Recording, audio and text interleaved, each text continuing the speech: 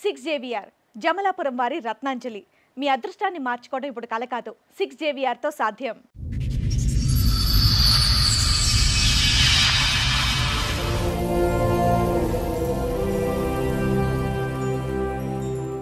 Madam నేను ఎంతవరకు ఎందుకు వచ్చానంటే మేడం చిన్న ప్రాబ్లం కాదు వల్ల రాలేదు మేడం, నేను చాలా పెద్ద ప్రాబ్లం వల్ల వచ్చాను మేడం.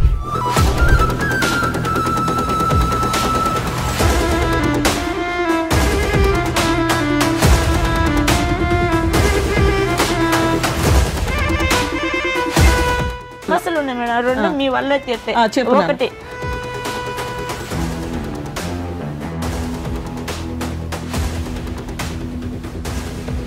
రెండోది వచ్చేసి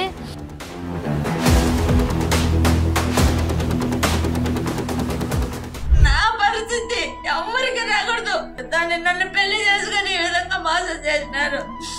దాని సరైన ముగ్గురు అన్నదమ్ములు సార్ నా జీవితంతో ఆడుకుంటున్నారు సార్, నా జీవితంతో ఆడుకుంటున్నారు. దాని సార్ నా బాబు పాస్పోర్ట్ చేయించినాడు, అన్ని చేయించి లాస్ట్ కు నన్ను నడి రోడ్డు మీద వదిలేసినాడు సార్. కోవిడ్లో లైసెన్స్ సార్ ఇది బండి తోలుతారు అక్కడికి. దయించి నా భర్తని ఇంటికి పంపిస్తే నా ప్రాబ్లమ్స్ అన్ని సాల్వ్ అయిపోతాయి సార్, నన్ను పంపేయండి సార్. చూడండి సార్ అతనికి ఇంకొక పెళ్లి అయింది సార్. అతనికి చూడండి సార్ ఈ అమ్మాయిని పెళ్లి చేసుకున్నాడు సార్. ఆ విషయం నేను ఎవరికి చెప్పినా నమ్మలేదు సార్, నన్ను పిచ్చిది మెంటల్ది అంటున్నాడు సార్. అతను లవ్ చేసినట్టు మోసం చేసి మా వాళ్ళందరినీ పెళ్లి చేసుకున్నాడు మేడం. మీ ఆయన మీతో బానే ఉన్నారా? బాలేదు. కొట్టడం తిట్టడం లాంటిది ఏమైనా చేసేవాళ్ళ? నా కార్యాలు పుట్టాయి మేడం, కాళ్ళకు ఉన్నాయి, చేతులకు ఉన్నాయి మేడం. కానీ ఇవి ఉన్నాయని చెప్పేసి నువ్వు ఇట్లున్నావు, నువ్వు అట్టున్నావు, నా అందాన్ని ఎంచడము.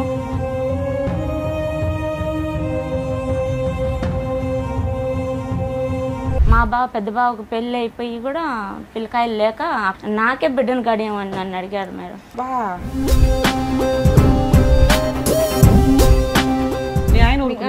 మా ఆయనకు చెప్తానంటే నువ్వే తప్పుడు దాని అవుతావు చెప్తే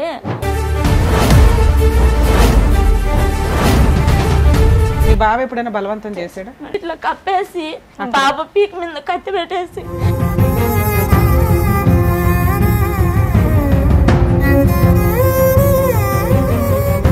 రెండు సార్లు నాకు తెలిసి మేడం మా భర్తలాగా వచ్చి నా పక్క పనుకున్నాడు మేడం నైట్ లో మబ్బులో.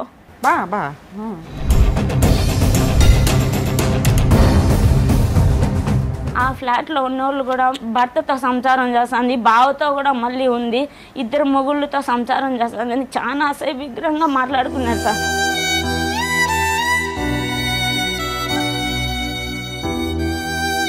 తర్వాత ఏమైంది లాస్ట్ గా? తర్వాత లాస్ట్ కి మళ్ళీ 2014 లాస్ట్ వచ్చాడు మేడం. వచ్చి ఇంకా ఎంటికలు తీపిస్తాము బాబుకి అనుకునే లోపల మా చెల్లెల్ని నేను పెళ్లి చేసుకుంటున్నానని చెప్పి ఎంటర్ చేసేసాడు మేడం. మీ చెల్లిని చేసుకున్నాడా చేసుకోలేదా? తాలుబుట్టు కట్టాడు మేడం. ఆయన నాకు తాలుబుట్టు కట్టినాడు, ఇదే అని మళ్ళీ పీకి జోబులో కింద పడేసింది మేడం. చిన్నప్పటి నుంచి నాకు 3 years ఉన్నప్పటి నుంచి మా నాన్న ఎలా ఉంటాడో నాకు తెలియదు మేడం. నాకు మా నాన్న అంటే ఇష్టం లేదు. మా నాన్నకి మా అమ్మకి ఏ సంబంధం ఉండకూడదు. ఈ డైవర్స్ అలాంటివి ఉంటాయి కదా, అవి ఇప్పించి మా అమ్మకి ఏం సంబంధం ఉండకూడదు.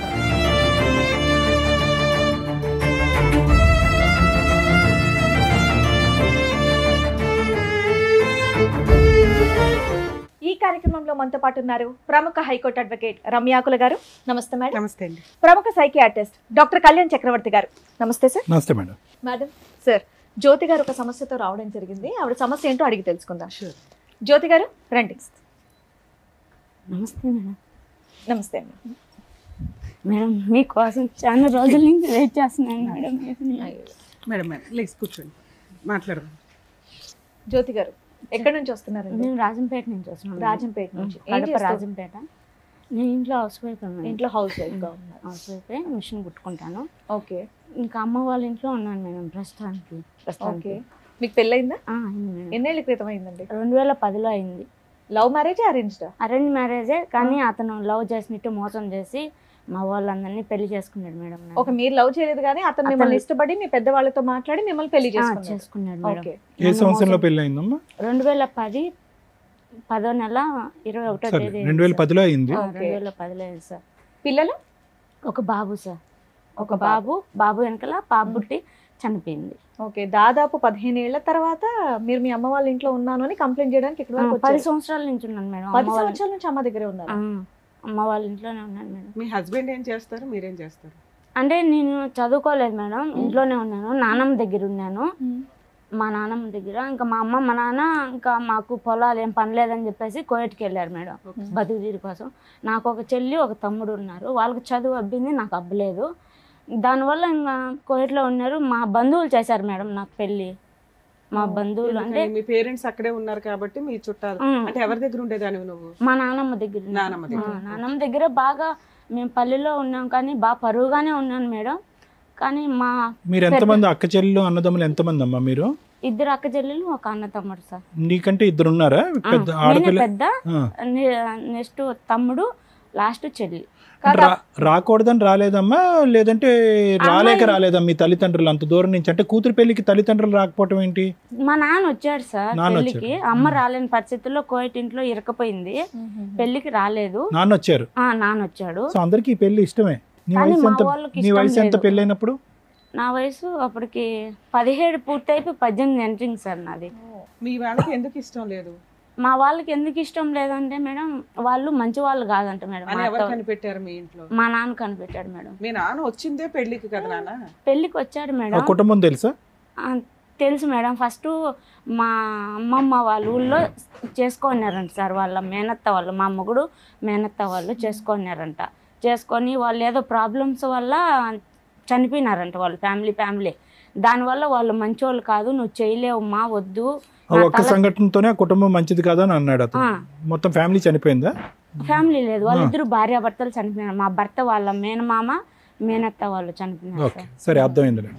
చనిపోయినారు. దాంతో మా నాన్న వద్దు, వాళ్ళు ఏలుకోరు, వాళ్ళు పెళ్లి చేసుకున్నారు, వాళ్ళు మంచి వాళ్ళు కాదు, వద్దు, నా తల తాకట పెట్టైనా కూడా నేను ఏడనో చాట పెళ్లి చేస్తానన్నాడు సార్. ఈ సంబంధం తీసుకొచ్చింది ఎవరు నీకు? నాకు తీసుకొచ్చింది మా పెద్ద మేనత్త వాళ్ళ ఆడబిడ్డ,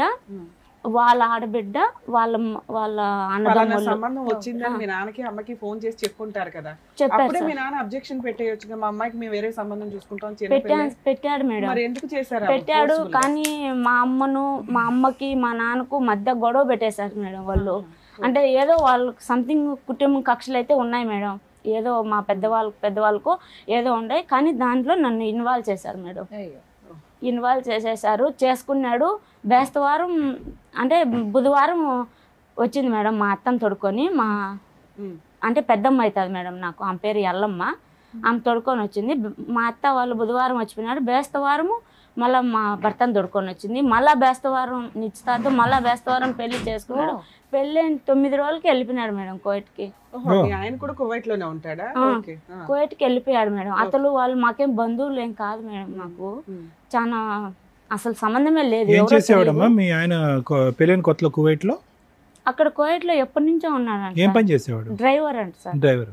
కంపెనీ వీసా, ప్లాస్టిక్ సామాన్లు అన్ని తిని పడేసేటి అవి ఉంటాయి కదా సార్, అన్ని షాప్. పెళ్ళైన 9వ రోజుకి వెళ్ళిన వ్యక్తి మళ్ళీ ఎప్పుడు వచ్చాడమ్మా నీ జీవితం? మళ్ళీ రాలేదు సార్. మళ్ళీ నన్నే కోయట్ కి సంవత్సరానికి తీసుకున్నాడు సార్. నువ్వు వెళ్ళావా?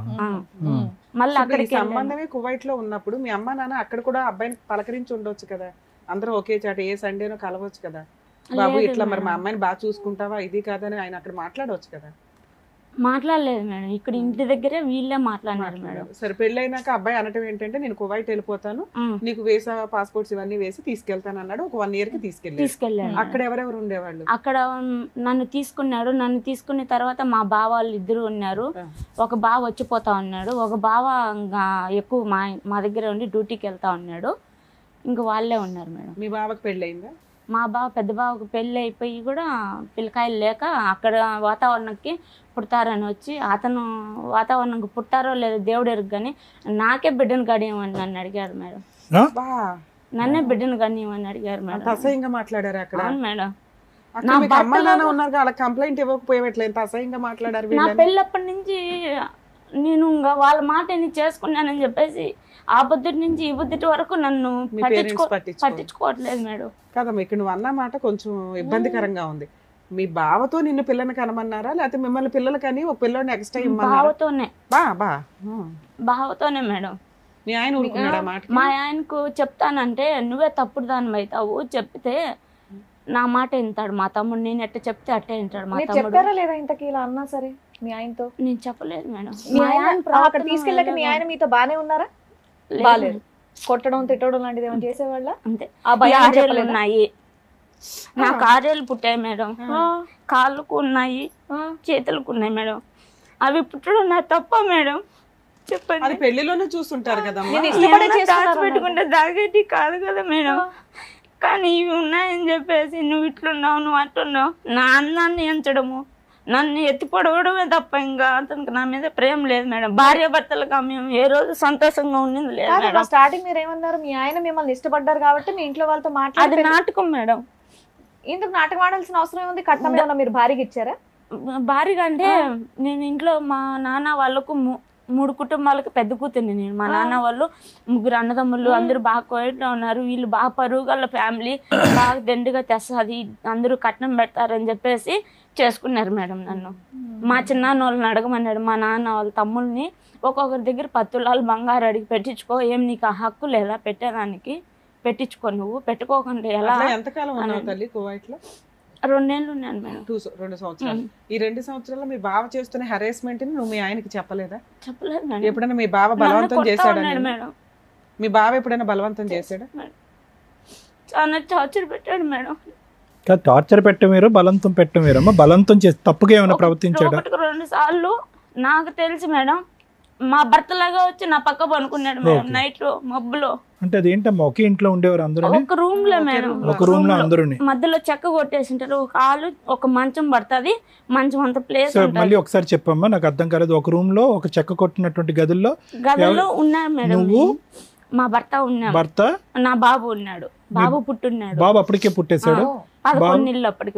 ఇతను ఎక్కడ ఉండేవాడు? మీ బావ మా దగ్గరే ఉండేవాడు సార్. సో అతను మొత్తం 4 ఉండేవారు. 4 ఉండేవాడు. వాళ్ళ ఆవిడ మళ్ళీ తీసుకున్నాడు మేడం ఇంటి దగ్గర నుంచి. మళ్ళీ నేను సో ఎప్పుడు పడుకోవటానికి అవకాశం ఏంటమ్మా? అంటే ఇతను డ్రైవింగ్ కి పోయినప్పుడా? డ్రైవింగ్ కు పోయినప్పుడు కాదు సార్, ఇతను తెల్లారుజామున 3 గంటలకు 4 గంటలకు లేచి ఫ్రెండ్స్ తో క్రికెట్ ఆడను ఏదో ఇంకా సంథింగ్ ఆడిన పోతాడు సార్. నువ్వు లెక్క ముందే వెళ్ళిపోయాడు.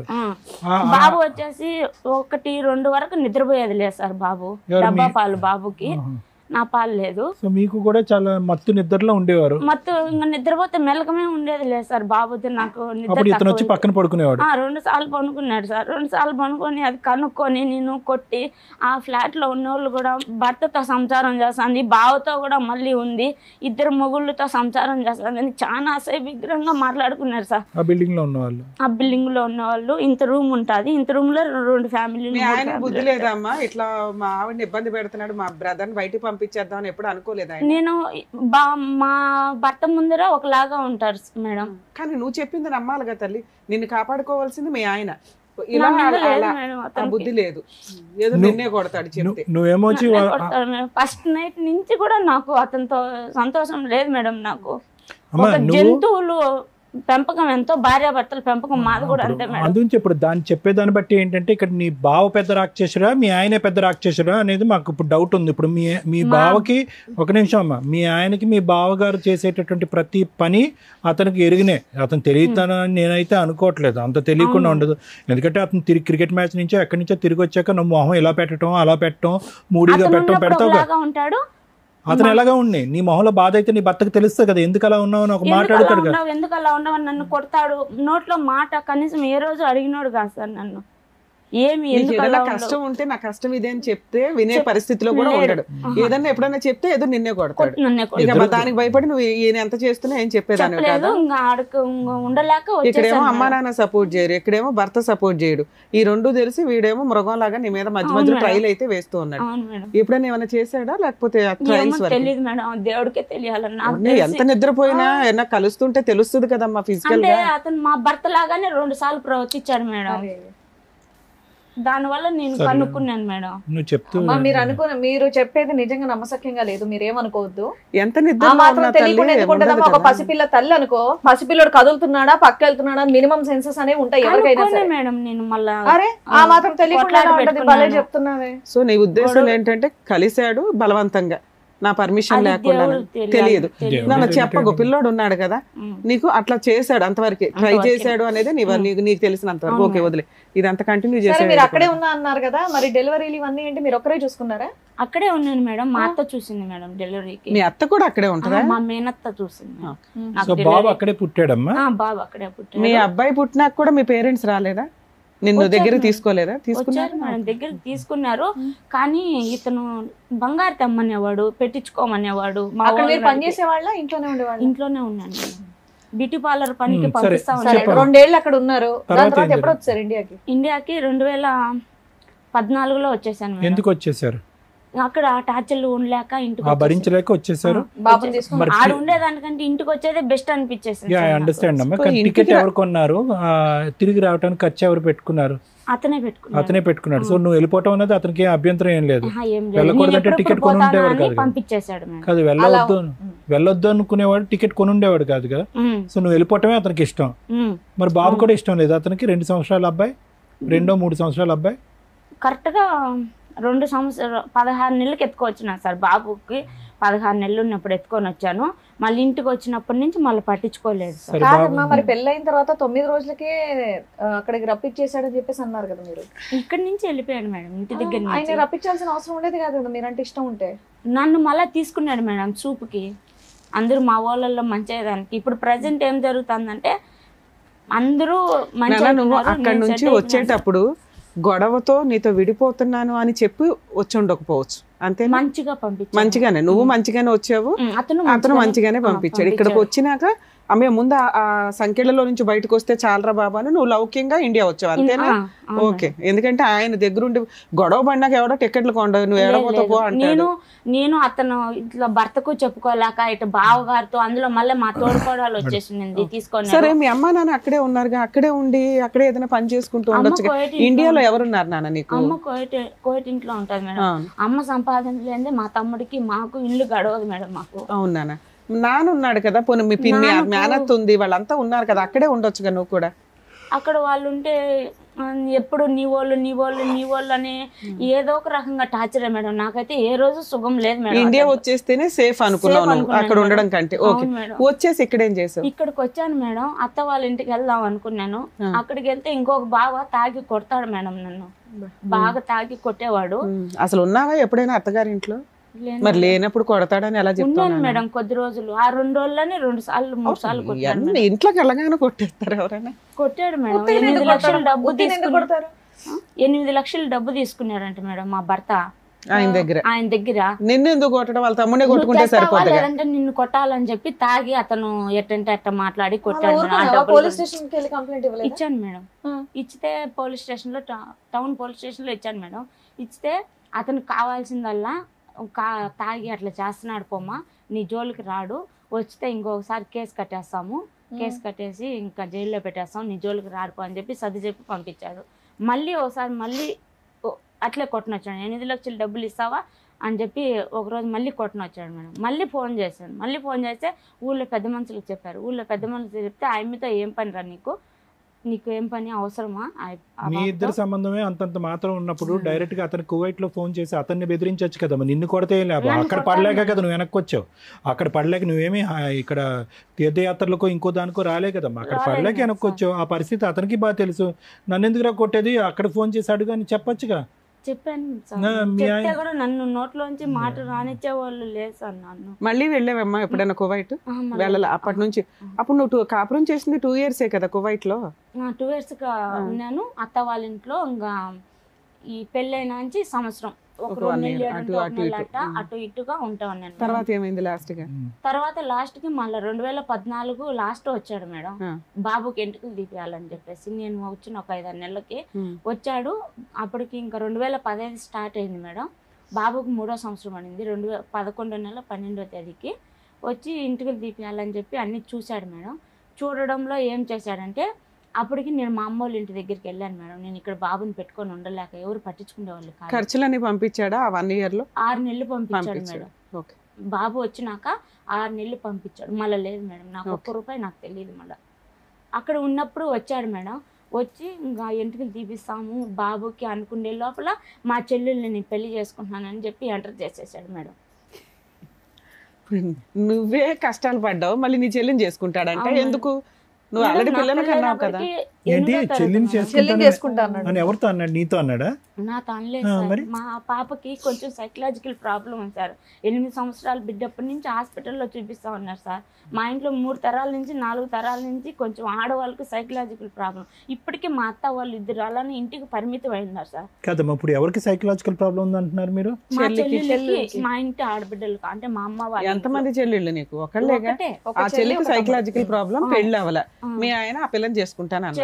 ఒక్క నిమిషం, ఏంటమ్మా సైకలాజికల్ ప్రాబ్లం అంటే ఏంటమ్మా? అంటే నిన్ను చూస్తే నాకు కాదు, నిన్ను తిట్టా కొట్టా, ఇంట్లో సరిగ్గా వంట చేయకపోవడము, అలా మా మేనత్త గారికి. మీది మేనరికం అమ్మా? మీ అమ్మగారిది నాన్నగారిది? అవును సార్. ఓకే, ఇప్పుడు అర్థమైందిలేండి. అలా ఎన్ని మేనరికాలు ఉన్నాయి మీ పైన? మీ అమ్మగారు మా అమ్మ మా నాన్న సార్. వాళ్ళకి వాళ్ళ అమ్మ నాన్నలు వాళ్ళు అంటే వాళ్ళమ్మ వాళ్ళకి ఏమో మేనరికం లేదు. లేదు నా ఇప్పుడు ప్రెసెంట్ మా నాన్న చెల్లెళ్ళకి 2 సైకలాజీ ప్రాబ్లం ఉంది. ఇంకా ట్రీట్మెంట్ తీసుకున్నారు.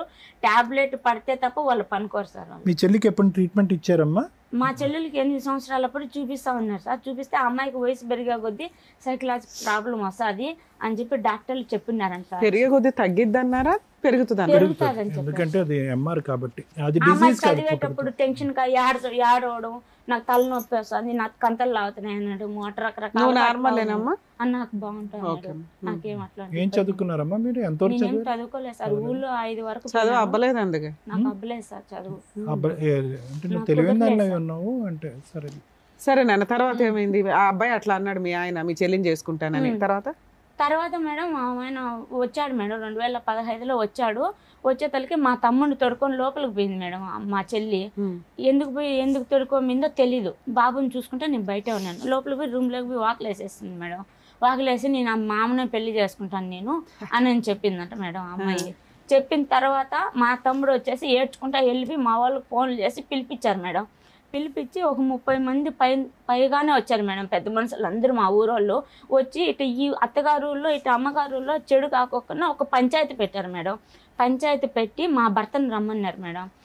రా నువ్వు వచ్చి మాట్లాడాలా, మీ ఊళ్ళో పెద్ద మనుషులు తీసుకొని రా అని అంటే అతను వాళ్ళని తీసుకొని ఏం జరుగుతుందో తెలియకోకుండా, ఏం జరుగుతుందో తెలియదు మేడం. ఆ అమ్మాయి ఎందుకు చెప్పిందో అలా తెలియదు నాకు. నేను చూడలేదు. తమ్ముడు ఏం చెప్పలేదు. ఇట్లా బయట జరిగి ఇట్లా కప్పేసి మా పెద్దవాళ్ళు నన్ను తోసేశాడు మేడం. నన్ను బాబా పీక్ మీద కత్తి పెట్టేసి ఇప్పుడు ఎంత నెత్తి నోరు బాదుకున్నా కూడా ఎవరు నమ్మడం లేదు మేడం నన్ను.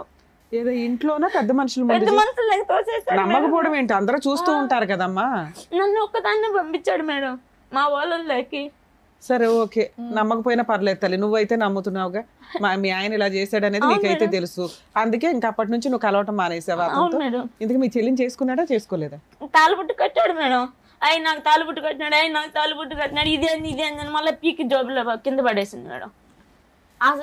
పెద్ద మనుషులు ఏం చేస్తున్నారు? పెద్ద మనుషులు లేరు. చీకట్లో ఈయన ఒక్కడే ఉన్నప్పుడు చేశాడు. వాళ్ళు కలిసి ఉన్నారా? మా అత్త వాళ్ళ ఇంట్లో చేశాడు మేడం. తర్వాత ఏమైంది? ఆ తర్వాత మళ్ళా పెద్ద మనుషులకి నన్ను పంపించాడు. నేను ఒప్పుకున్నా. ఏమని మా చెల్లెలు చేసుకునేది మా భర్తకి ఇష్టమే కదా, మీకేం బాధ, నేను చేసుకుంటాను అని చెప్పి ఆ మాట చెప్పి అంతవరకు పిల్లోడి పీక మీద కట్టి మా ఆడబిడ్డ ఇంట్లో పెట్టి పంపించాడా? మా ఆయనకి ఇష్టమే, నాకు ఇష్టమే, మా చెల్లిని చేసుకోవడం, మాకు లేని బాధ మీకేంటి అని పెద్ద మనుషులు చెప్పమన్నాడు. చెప్పేసావు నువ్వు. ఆ తర్వాత ఈయన తాళి కట్టాడు, ఆ పిల్ల ఈసురు కొట్టింది. ఆ పాపిస్తూ మాట చెప్పిన దాని వల్ల మేడం నాకు అందరికి దూరం అయిపోయినా. కనీసం ఇక్కడ వరకు మా నాన్న పిలుచుకోవచ్చాలని కూడా రావట్లేదు మేడం. ఆ తప్పుడు మాట కూర్చుని దానికి బిడ్డను చూసుకోలేక అసలు ఏం జరుగుతుందో కూడా తెలియలేదు మేడం. సరే నాన్న, ఇదంతా 11 ఏళ్ల క్రితం స్టోరీ కదా. కానీ ఇప్పుడు ఉంటారు మేడం. పెళ్లి చేసుకున్నాడా? పెళ్లి చేసుకోలే. ఆ అమ్మాయిని ఏమన్నా కువైట్ ఖతార్ తీసుకెళ్ళాడా? తీసుకెళ్ళాలా? ఆవిడ మన ఆవిడ ఉంది. ఆవిడకి ఏమైనా పెళ్లి అయిందా? ఆ సైకలాజికల్ ప్రాబ్లం ఉంది. ఆ అమ్మాయికి ఏమైనా పెళ్లి అయిందా? మళ్ళా మాట్లాడేసి పెద్ద మనుషులు శోధనం చేసుకొని సుమా మాట్లాడుకొని బెంగళూరుకి హాస్పిటల్లో తీసుకొని పోవాలని చెప్పి తీసుకోపోతా ఉన్నారు మేడం. బెంగళూరుకి మా నాన్న, మా తమ్ముడు, మా బంధువులు అందరూ తీసుకోపోతా ఉంటే చెక్ పోస్ట్ దగ్గరికి కిడ్నాప్ చేసి తడుకోబోతున్నారు ఒక అమ్మాయిని అని చెప్పి ఫోన్ చేసి పట్టించేశాడు మేడం మా ఆయన. పట్టించేసి అప్పటికి ఆ అమ్మాయి అసలు ఒళ్ళు మీద గుడ్డ ఉందా లేదా అన్నంలో ఏంలో పూర్తి పిచ్చిది అయిపోయింది. ఎక్కడ తీసుకెళ్దాం అనుకున్నారు? నిమ్హాన్సా? బెంగళూరుకి సార్. ఎక్కడ? నిమ్హాన్స్ కా? గవర్నమెంట్ హాస్పిటల్ కా ప్రైవేట్ కా? గవర్నమెంట్ హాస్పిటల్కి, నిమ్హాన్స్ హాస్పిటల్కి సార్. అవును, అలా కిడ్నాప్ చేస్తున్నారని తీసుకెళ్ళినప్పుడు మీకు అపాయింట్మెంట్ ఇది ఉంటుంది కదా, అపాయింట్మెంట్ మెసేజ్ కానీ లెటర్ కానీ. మా వాళ్ళ శోధన చేసుకునేసినారు సార్. ఆ అమ్మాయిని తీసుకొని బలవంతంగా తీసుకోబోతా ఉన్నారు సార్. ఆ అమ్మాయి చాలా కేకలేయడము, ఇంకా పరిస్థితి బాగాలేదు. పరిస్థితి బాగలేదు ఆ అమ్మాయికి. రోడ్డు మీద వదిలేస్తే ఇంక ఎట్లా పోతుందో తెలియదు, అట్లా ఉండింది. ఇదంతా 10 ఏళ్ల క్రితం స్టోరీ. కరెక్ట్ గా 2015లో జరిగింది. 2010లో జరిగింది. చెక్ పోస్ట్ కాడికి అమ్మాయికి ట్రీట్మెంట్ ఇప్పించలా, అయిపోయింది అక్కడితో. తర్వాత మా ఆయన పోలీసు వాళ్ళకి డబ్బులు ఇచ్చి, లేడీ కానిస్టేబుల్ డబ్బులు ఇచ్చి కుక్కలకు రక్తం పోసినట్టుగా కొట్టించాడు మేడం అమ్మాయిని. మామను పెళ్లి చేసుకుంటాను అని అంటాంది, కావాలని కోపట్టింది అమ్మాయికి అని. మీ ఆయనకి ఇష్టమే కదమ్మా అమ్మాయిని చేసుకోవటం మేడం. బాబు మీద పీక మీద కత్తి పెట్టి చేసుకుంటున్నా అని చెప్పి అతను తప్పించుకునేదానికి అలా చేశాడు మేడం. నీ గొడవ తప్పించుకోవడానికే? నా గొడవ కాదు మేడం. అమ్మాయికి నా పెళ్ళప్పటికి 13 సంవత్సరాలు మేడం. 13 సంవత్సరాలు పాపప్పుడు మా ఇంటికి వచ్చినాడు మేడం పెళ్లి చేసుకుని. అతను మల్లెబెల్లికి వస్తారు కదా, అప్పుడు ఈ అమ్మాయి స్నానం చేస్తా ఉన్నిందంట మేడం బాత్రూమ్ లో. ఏం చెప్తున్నావు నీకు అర్థం అవుతుందా? అన్ని కలిపి చెప్తున్నానా? నువ్వు చెప్పిందే మళ్ళీ నువ్వు రివర్స్ వేరేగా చెప్తున్నావు. సరే చెప్పండి, ఎందుకు కొట్టించాడమ్మా? ఎందుకు కొట్టించాడు? బాత్రూమ్ లో పెళ్లి చేసుకుంటాను అంది అని కొట్టించాడంట. నన్ను ఎవరు నువ్వు పెళ్లి చేసుకోవడానికి? ఫస్ట్ ఏం చెప్పానా? కత్తి పెట్టి లోపలికి వెళ్ళి అలా ఒప్పించేశాడు మేడం. అవును, అప్పుడు నువ్వు వచ్చి చెప్పొచ్చు కదా, మా ఆయన చేసుకుంటాను అన్నాడు, తాళి కట్టాడు, మా చెల్లి పీకేసింది, అవతల పడేసింది అని చెప్పొచ్చుగా. మళ్ళీ నాకు తెలియకోకుండా మళ్ళీ పోలీస్ స్టేషన్ ఈ రకంగా పంచాయతీ. ఏం పేరమ్మా? మీ పేరు? జ్యోతి సార్. ఎందుకు వచ్చారు ఈ రోజు మీరు? ఫస్ట్ అది చెప్పండి, దాన్ని బట్టి వెనక్కి వెళ్తారు. కానీ ఇంకా 2015లోనే ఉన్నాం, అరగంట బట్టి. ఎందుకు వచ్చారు ఈ రోజు? సార్ నాకు మా భర్త అప్పుల్లో ఇరికిచ్చేసారు సార్. మా చెల్లి మాట ఎత్తుతున్నారు. నువ్వు విడిగిపోయావు కదా, విడిపోతే ఆయన అప్పులకి నీకేం సంబంధం? నువ్వేం కేసులు వేయలేదా? ఏం కేసులు వేసావు చెప్పు? వేసావు. ఇంకా అది పట్టించుకోవడం లేదు, జరగడం లేదు. మళ్ళీ కంప్లైంట్ ఇచ్చాను. మెయింటెనెన్స్ కేసు వేసావా? పిల్లడికి నీకు మెయింటెనెన్స్ కావాలని ఏమి ఆయన పంపిస్తున్నాడా డబ్బులు? డబ్బులు పంపించకపోతే ఎలా బతుకుతున్నావు నువ్వు? మా అమ్మోళ్ళ ఇంట్లోనే ఉన్నా మేడం. అమ్మే అప్పులు ఏంటమ్మా? ఒక ఫైనాన్షియల్ అప్పులు ఏంటమ్మా? ఎవరు చేసిన అప్పులు? ఎందుకని సార్ ఈ రోజు ఎందుకమ్మా ఇక్కడికి వచ్చావంటే మా ఆయన అప్పుల్లో నన్ను ఇరికించాడు అని అంటున్నావు. డబ్బులు ఇవ్వనోడు నిన్ను అప్పుల్లో ఎలా ఇరికించాడు? అప్పుల్లో సార్ అంటే నేను ఒక్కొక్కటి విడివిడిగా చెప్తాను సార్, అన్ని కలిపి చెప్తే కన్ఫ్యూజ్ అయిపోతున్నాను నేను. అప్పుల్లో అంటే సార్ 2014లో ఇంటికి వచ్చాడు కదా సార్, అప్పుడు భూమి కొన్నాడు సార్. భూమి కొని నా బంగారు 12 తులాలు బంగారం ఉంది సార్, బ్యాంకులో పెట్టి భూమి కొన్నాడు సార్. భూమి కొని ఎవరి పేరు మీద పెట్టాడు? అది అతని పేరు మీద కొన్నాడు, మళ్ళీ నా పేరు మీదకి రాపిచ్చాడు సార్ కోయిట్ పెట్టేటప్పుడు. అవి పాస్బుక్లు అవన్నీ తాకట్టు పెట్టించాడు అనమాట. అప్పులు ఎక్కువైపోయినాయని చెప్పేసి తాకట్టు పెట్టించేసి ఈ గొడవలు జరిగినాయి సార్. 2015లో వెళ్ళిపోయినాడు. వెళ్ళిపోయి ఏం జరిగినాయో నాకు తెలియదు సార్. నాకు ఒక మ్యాజిక్ లాగా అన్ని చేసేసాడు సార్ మా భర్త. ఎంత డబ్బులు అప్పు చేసాడమ్మా? తాకట్టు పెట్టి ఎంత తీసుకున్నాడు డబ్బులు? నా బంగారు పెట్టి 1,00,000 రూపాయలు తీసుకున్నాడు. ఒకసాట బ్యాంకులో వచ్చి మళ్ళీ ఇంకోసాట 50,000 తీసుకున్నాడు. తీసుకుని 12 తులాల బంగారు ఒకే చోట పెట్టలేదు సార్, 2 విధాలుగా పెట్టాడు. తీసుకున్నాడు. అవి ఉన్నాయి సార్ నా దగ్గర కూడా. నిన్ను ఎవరు అడుగుతున్నారు? ఆ అప్పులు తెమ్మని కాడ తెచ్చి ఇమ్మని కాడ ఇచ్చాను మేడం. భూమి మీద సంతకాలు పెట్టి తీసుకున్నావా? పెట్టాను మేడం. ఓవరాల్ గా ఎంత అప్పులు ఉన్నాయి నీకు? 10 పైన ఉన్నాయి మేడం. 10 లక్షల దాకా. ఇక్కడికి ఎందుకు వచ్చావు? ఇక్కడికి ఎందుకు వచ్చానంటే మేడం, నాకు అప్పులు ఎక్కడున్నా నన్ను నా బిడ్డను ఎవరు అడగకూడదు, అది క్లోజ్ కావాలి మేడం. నా బాబుని ఇబ్బంది పెడుతున్నాడు, స్కూల్ కాడికి పోయి బాబుని పట్టుకొని కిడ్నాప్ చేసేస్తే ఎవరంటున్నారు? అప్పులు వాళ్ళు సార్. అప్పుడు వాళ్ళ అమ్మ వచ్చి కడతాది, వాళ్ళ అమ్మ నీతో పాటు ఎవరైనా వచ్చారా ఇక్కడ మాట్లాడడానికి? నాతో పాటు. నీ పేరు మీద భూమి ఉందన్నావు కదా ఇప్పుడు, మరి అమ్మేసి కట్టేయచ్చు కదా. అది వేరే వాళ్ళు ఆయకంలో పెట్టేస్తున్నాడు, అన్ని చిక్కులు ఇరికిచ్చేస్తున్నాడు మేడం. అప్పు నెంబర్ 1 అది. అప్పు నెంబర్ 2 ఏంటి? అప్పు నెంబర్ 2 అంటే ఇంకా ఊళ్ళో ఇల్లు స్థలం ఉంది సార్ మా బావ వాళ్ళది. ఊళ్ళు ఇల్లు స్థలం ఉంటే 4 అన్నదమ్ముళ్ళు, మా భాగం మా మధ్య. అక్కర్లేదమ్మా. నెంబర్ 2 అప్పు ఏంటో చెప్పండి. అప్పులు తీర్చే వేదిక కాదు ఇది, అర్థమైందా? మీరు ఇక్కడ అప్పులు తీర్చరు. నాకే బోల్డెన్ అప్పులు ఉన్నాయి అవన్నీ కాదు, ఇక్కడ అప్పులు తీరుస్తారని కాదు, నీ భర్తతో నీకేమన్నా సమస్య ఉందా? ఫైనాన్షియల్ ఆస్పెక్ట్ ఇక్కడ ఏమీ చేయమమ్మా. ఆ ఆశతో ఆ కోరికతో ఆలోచనతో వచ్చుంటే కనుక వచ్చిన దారినే మీరు వెళ్ళొచ్చు. అలా అయితే కొన్ని లక్షల మంది వస్తారు, నాకు 10 లక్షల అప్పు ఉంది, 20 లక్షల అప్పు ఉంది, పద్మవ్యూహంలో లెక్క తీరుస్తారంటే అని వస్తారు. దాని గురించి కాదు, నీ భర్త దగ్గర నుంచి నీకేమన్నా అన్యాయం ఉందా, మీ కుటుంబ సభ్యుల దగ్గర నుంచి మేము ఏమన్నా అన్యాయం ఉందా, అప్పు ఎలా తీర్చాలన్నది మీరు బయటకు వెళ్ళి లెక్క తేల్చుకోండి. ఆ లెక్కలు ఇక్కడ చెప్పకండి. కానీ నాన్న నీకు ఇంత అన్యాయం జరిగితే నువ్వు న్యాయం కోసం వేయాల్సిన కేసులు ఎందుకు వేయలేదు ఇప్పటిదాకా? నాకు తెలిసినంత వరకు ఆ ఒక కేసు వేసాను మేడం, అదే ముందుకు అవునా? ఇప్పుడు మా ఎపిసోడ్ లో చూస్తాము అనేది నువ్వు అర్థమైపోయింది దీన్ని బట్టి. ఎందుకంటే ఇక్కడ ఏదో న్యాయం జరిగిద్దని వచ్చావు అంటే మా ఎపిసోడ్లు అన్ని చూస్తున్నట్లే. లీగల్ గా ఎలా ఉంటది, ఏం కేసులు వేసుకోవాలి, మీ ఆయన దగ్గర నుంచి ఆ డబ్బులు ఎట్లా వసూలు చేసుకోవాలి, ఉచిత న్యాయ సహాయం చేసే ప్లేసులు ఎక్కడ, ఇవన్నీ నేను మాక్సిమం ఎపిసోడ్లో చెప్తూనే ఉన్నా. అలా ఎందుకు మీరు ప్రయత్నించలేదు? ప్రయత్నించాను మేడం, ఇప్పుడు కూడా ఒకటి కంప్లైంట్ అర్జీ ఇచ్చున్నాను మేడం స్టేషన్ లో. నువ్వు ఓన్లీ పోలీస్ స్టేషన్ కేసే ఇస్తున్నావు. ఈచ్ కేసు యొక్క ఒక్క నిమిషం నాన్న, ఈచ్ కేసు యొక్క పవర్స్ వేరు. నీ అప్పు తీరాలి అంటే దానికి వేయాల్సిన కేసు వేరే, ఓకేనా? అది ఏ అడ్వకేట్ ని కలిసినా చెప్తారు కదా నాన్న. మేడం నేను ఎంతవరకు ఎందుకు వచ్చానంటే మేడం, చిన్న ప్రాబ్లం కాదు వల్ల రాలేదు మేడం, నేను చాలా పెద్ద ప్రాబ్లం వల్ల వచ్చాను మేడం. మా చెల్లెల విషయంలో ఏ తప్పు లేదు మేడం, ఆ అమ్మాయికి హెల్త్ ప్రాబ్లమ్స్ మేడం, కాబట్టి నా దగ్గర పేపర్లు ఉన్నాయి. 2 నెలలు కుక్క కంటే ఈనంగా పన్నాను మేడం నేను హాస్పిటల్. పిల్లోడు చదువుకుంటున్నాడా? ఇల్లు ఎలా గడుస్తుంది నీకు? అమ్మాయి మేడం నేను మిషన్ కుట్టుకుంటా, ఒక కన్ను మా చెల్లి మీద ఎలా, ఒక కన్ను నా బిడ్డ మీద వేసి చూసుకొని. నీ చెల్లి బాధ్యత నీకెందుకమ్మా? నీ చెల్లి బాధ్యత మీకెందుకు? మీ తమ్ముడు ఏం చేస్తున్నాడు? తమ్ముడు ఉన్నారు కానీ అమ్మాయికి హెల్త్ ప్రాబ్లం. ఎంత అమ్మాయి వయసు ఎంత? ఇప్పుడు 26-27. ట్రీట్మెంట్ నడుస్తుందా? నడుస్తుంది సార్. రిహాబిలిటేషన్ యూనిట్లో ఎప్పుడన్నా పెట్టారా? మెంటల్ హెల్త్ అసైలంలో ఎప్పుడన్నా పెట్టారా? అదేమో తెలియదు సార్, నా దగ్గర అయితే పేపర్లు. మందులు వాడుతుందా? వాడుతుంది సార్. ఇప్పుడు స్థిమితంగానే ఉందా తను? అవును సార్. లేదంటే అక్కడ ఏమైనా రిహాబిలిటేషన్ సెంటర్లో నేను రికమెండ్ చేసి పెట్టించమంటారా? ఇప్పుడు ఒకటమ్మా, ఒక పక్క నుంచి నేను అబ్బాయిని చూసుకోవాలి, ఇంకో పక్క నుంచి చెల్లిని చూసుకోవాలి అంటే కనుక ఈరోజు అది చాలా కష్టసాధ్యం. నీ కొడుకు మీరు తేరుకుని బయటపడటానికి ప్రయత్నం చేయండి, మీ కాళ్ళ మీద మీరు నిలబడండి. ఆ అమ్మాయికి ఏదన్నా మానసిక పరిస్థితి బాగాలేదు, మీ లోకల్ ఏరియాలో రీహాబిలిటేషన్ సెంటర్లో పెట్టుకుని కంటిన్యూస్గా నీమే బరువు లేకుండా అమ్మాయికి ట్రీట్మెంట్ ఇప్పించాలంటే మీ ఏరియాలో నాకు చాలామంది తెలుసు, ఆ ఏర్పాటు నేను చేస్తా. ఆ సమస్య గురించి ఇక్కడ మీరు ముడిపెట్టకండి. ఇప్పుడు మీరు ఏ సమస్య గురించి వచ్చారో అనేది చాలా క్లియర్ కట్గా మాట్లాడుకోవాలి. ఫస్ట్ ఓపెనింగ్ ఏమన్నారు? ఏమండి నాకు ఇన్ని అప్పులు ఉన్నాయండి, ఒక్క అప్పు వాడు కూడా నా మీదకి రాకూడదంటే అప్పు తీసుకున్నవాడు మీదకి ఎందుకు రాడమ్మా? మరి వాడు కుటుంబాన్ని పోషించాలి. నీ భర్త మాటలు విని ఎలా మోసపోయారు మీరు? అది క్లారిటీ ఇవ్వండి నాకు ఒక్కసారి. తమ్ముడు ఏం చేస్తున్నాడమ్మా? అమ్మా ఫస్ట్ ఆఫ్ ఆల్ అక్కడికి వెళ్ళాక మీ ఆయన ఫస్ట్ డే నుంచే అసలు మీరు ఎప్పుడు సుఖంగా లేరు, ఎప్పుడు కొడతాడు నా మాట విన్నప్పుడు, 4 ఏళ్ల తర్వాత ఒక చిన్న పిల్లాడు ఉన్నప్పుడు ఆయన పెట్టమన్న చోట సంతకాలు ఎందుకు పెట్టావు? నువ్వేమన్నావు? నాకంతా బానే ఉందండి, నేను నార్మల్ గా ఉన్నాను, నేను కరెక్ట్ గా ఉన్నాను. మరి ఆ మాత్రం జ్ఞానం లేదా? అక్కడ దుబాయ్ తీసుకెళ్లి నిన్ను నానా హింసలు పెట్టారు, మరి అలాంటి వాళ్ళ మీద నమ్మకంతో ఎలా పెట్టావు? నేను బాబుకు మనకే కదా అని చెప్పి అలా ఏమన్నా విన్నాడు. నీ పెళ్లి అయ్యే టైంకి నీకు 16 సంవత్సరాలు, నువ్వు సంతకం పెట్టే టైంకి నీకు 21 సంవత్సరాలు. 21 సంవత్సరాల పాటు 5 సంవత్సరాల పాటు నరక యాతను అనుభవించాను. మెడపట్టుకుని బయటకు గెంటేశాడు.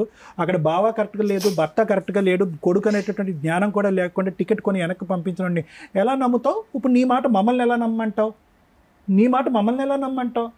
కొడుకు గురించే అని అన్నావు. పోనీ అది ఒక ఎత్తు. రెండోది, మూడోది, నాలుగోది, 4 అప్పులు చెప్తున్నావు నువ్వు. 4 భారీ స్థాయి అప్పులు, 10 లక్షలు. అప్పు ఇచ్చినోడు నా మీదకి రాకూడదండి, వాడికి మీరు ఏమైనా వార్నింగ్ అంటే మేము అలా చేయవమ్మా. అప్పు ఇచ్చినోడు వాడు కడుపుమంటే వాడు చెప్పడా? వాడు బాధపడ్డా?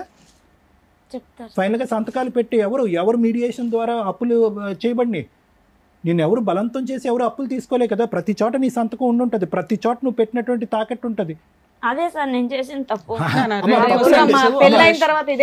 ఒకసారి చేయొచ్చు, 2 సార్లు చేయొచ్చు అమ్మా. జీవితాలని పనంగా పెట్టి పిల్లోడి యొక్క భవిష్యత్తు పనం పెట్టి నరకం చూపెట్టేటువంటి రాక్షసులకి పదే అప్పులు సంతకాలు పెట్టి ఎవరు? నా 2 క్వశ్చన్లు. 10 ఏళ్ళు అయింది నువ్వు అప్పు చేసి, అప్పులు ఊరుకున్నారా ఇప్పటిదాకా? బాండ్ రాపించుకుంటా ఉన్నారు మేడం. ప్రతిసారి బాండ్లు ఇప్పుడు ఎంత కట్టరా? 3 సార్లు రాపించాను ఒక్కొక్కళ్ళు. నీ దగ్గర ఏమున్నాయని? అంటే నేనేం సొంతంగా తేలేదు మేడం, మా భర్త చెప్పితే ఇచ్చారు కదా, కాబట్టి నన్ను బలంతం పెట్టలేదు మేడం. అతని దగ్గర నుంచి రాబట్టుకోవాలంటే సైన్లు కావాలి కదా మేడం, టైం ఉండాలి కదా, వాళ్ళకు డబ్బులు తీసుకోవాలంటే అట్లా రాపించుకుంటున్నారు. ఇప్పుడు అతను ఏం చేశాడంటే చచ్చిపోయినాడా బతికున్నాడా అనేది అడ్రస్ లేకుండా కోవిట్లో ఉండిపోయినాడు. కోవిట్లో మీ అమ్మ వాళ్ళ నాన్న వాళ్ళు ఎతికితే దొరకరా? దొరకలేదు మేడం, మాకు టచ్ లేదు మేడం. మీ తమ్ముడు ఏం చేస్తున్నాడు ఇప్పటికి? తమ్ముడు పెళ్ళయింది, 2 పాపలు.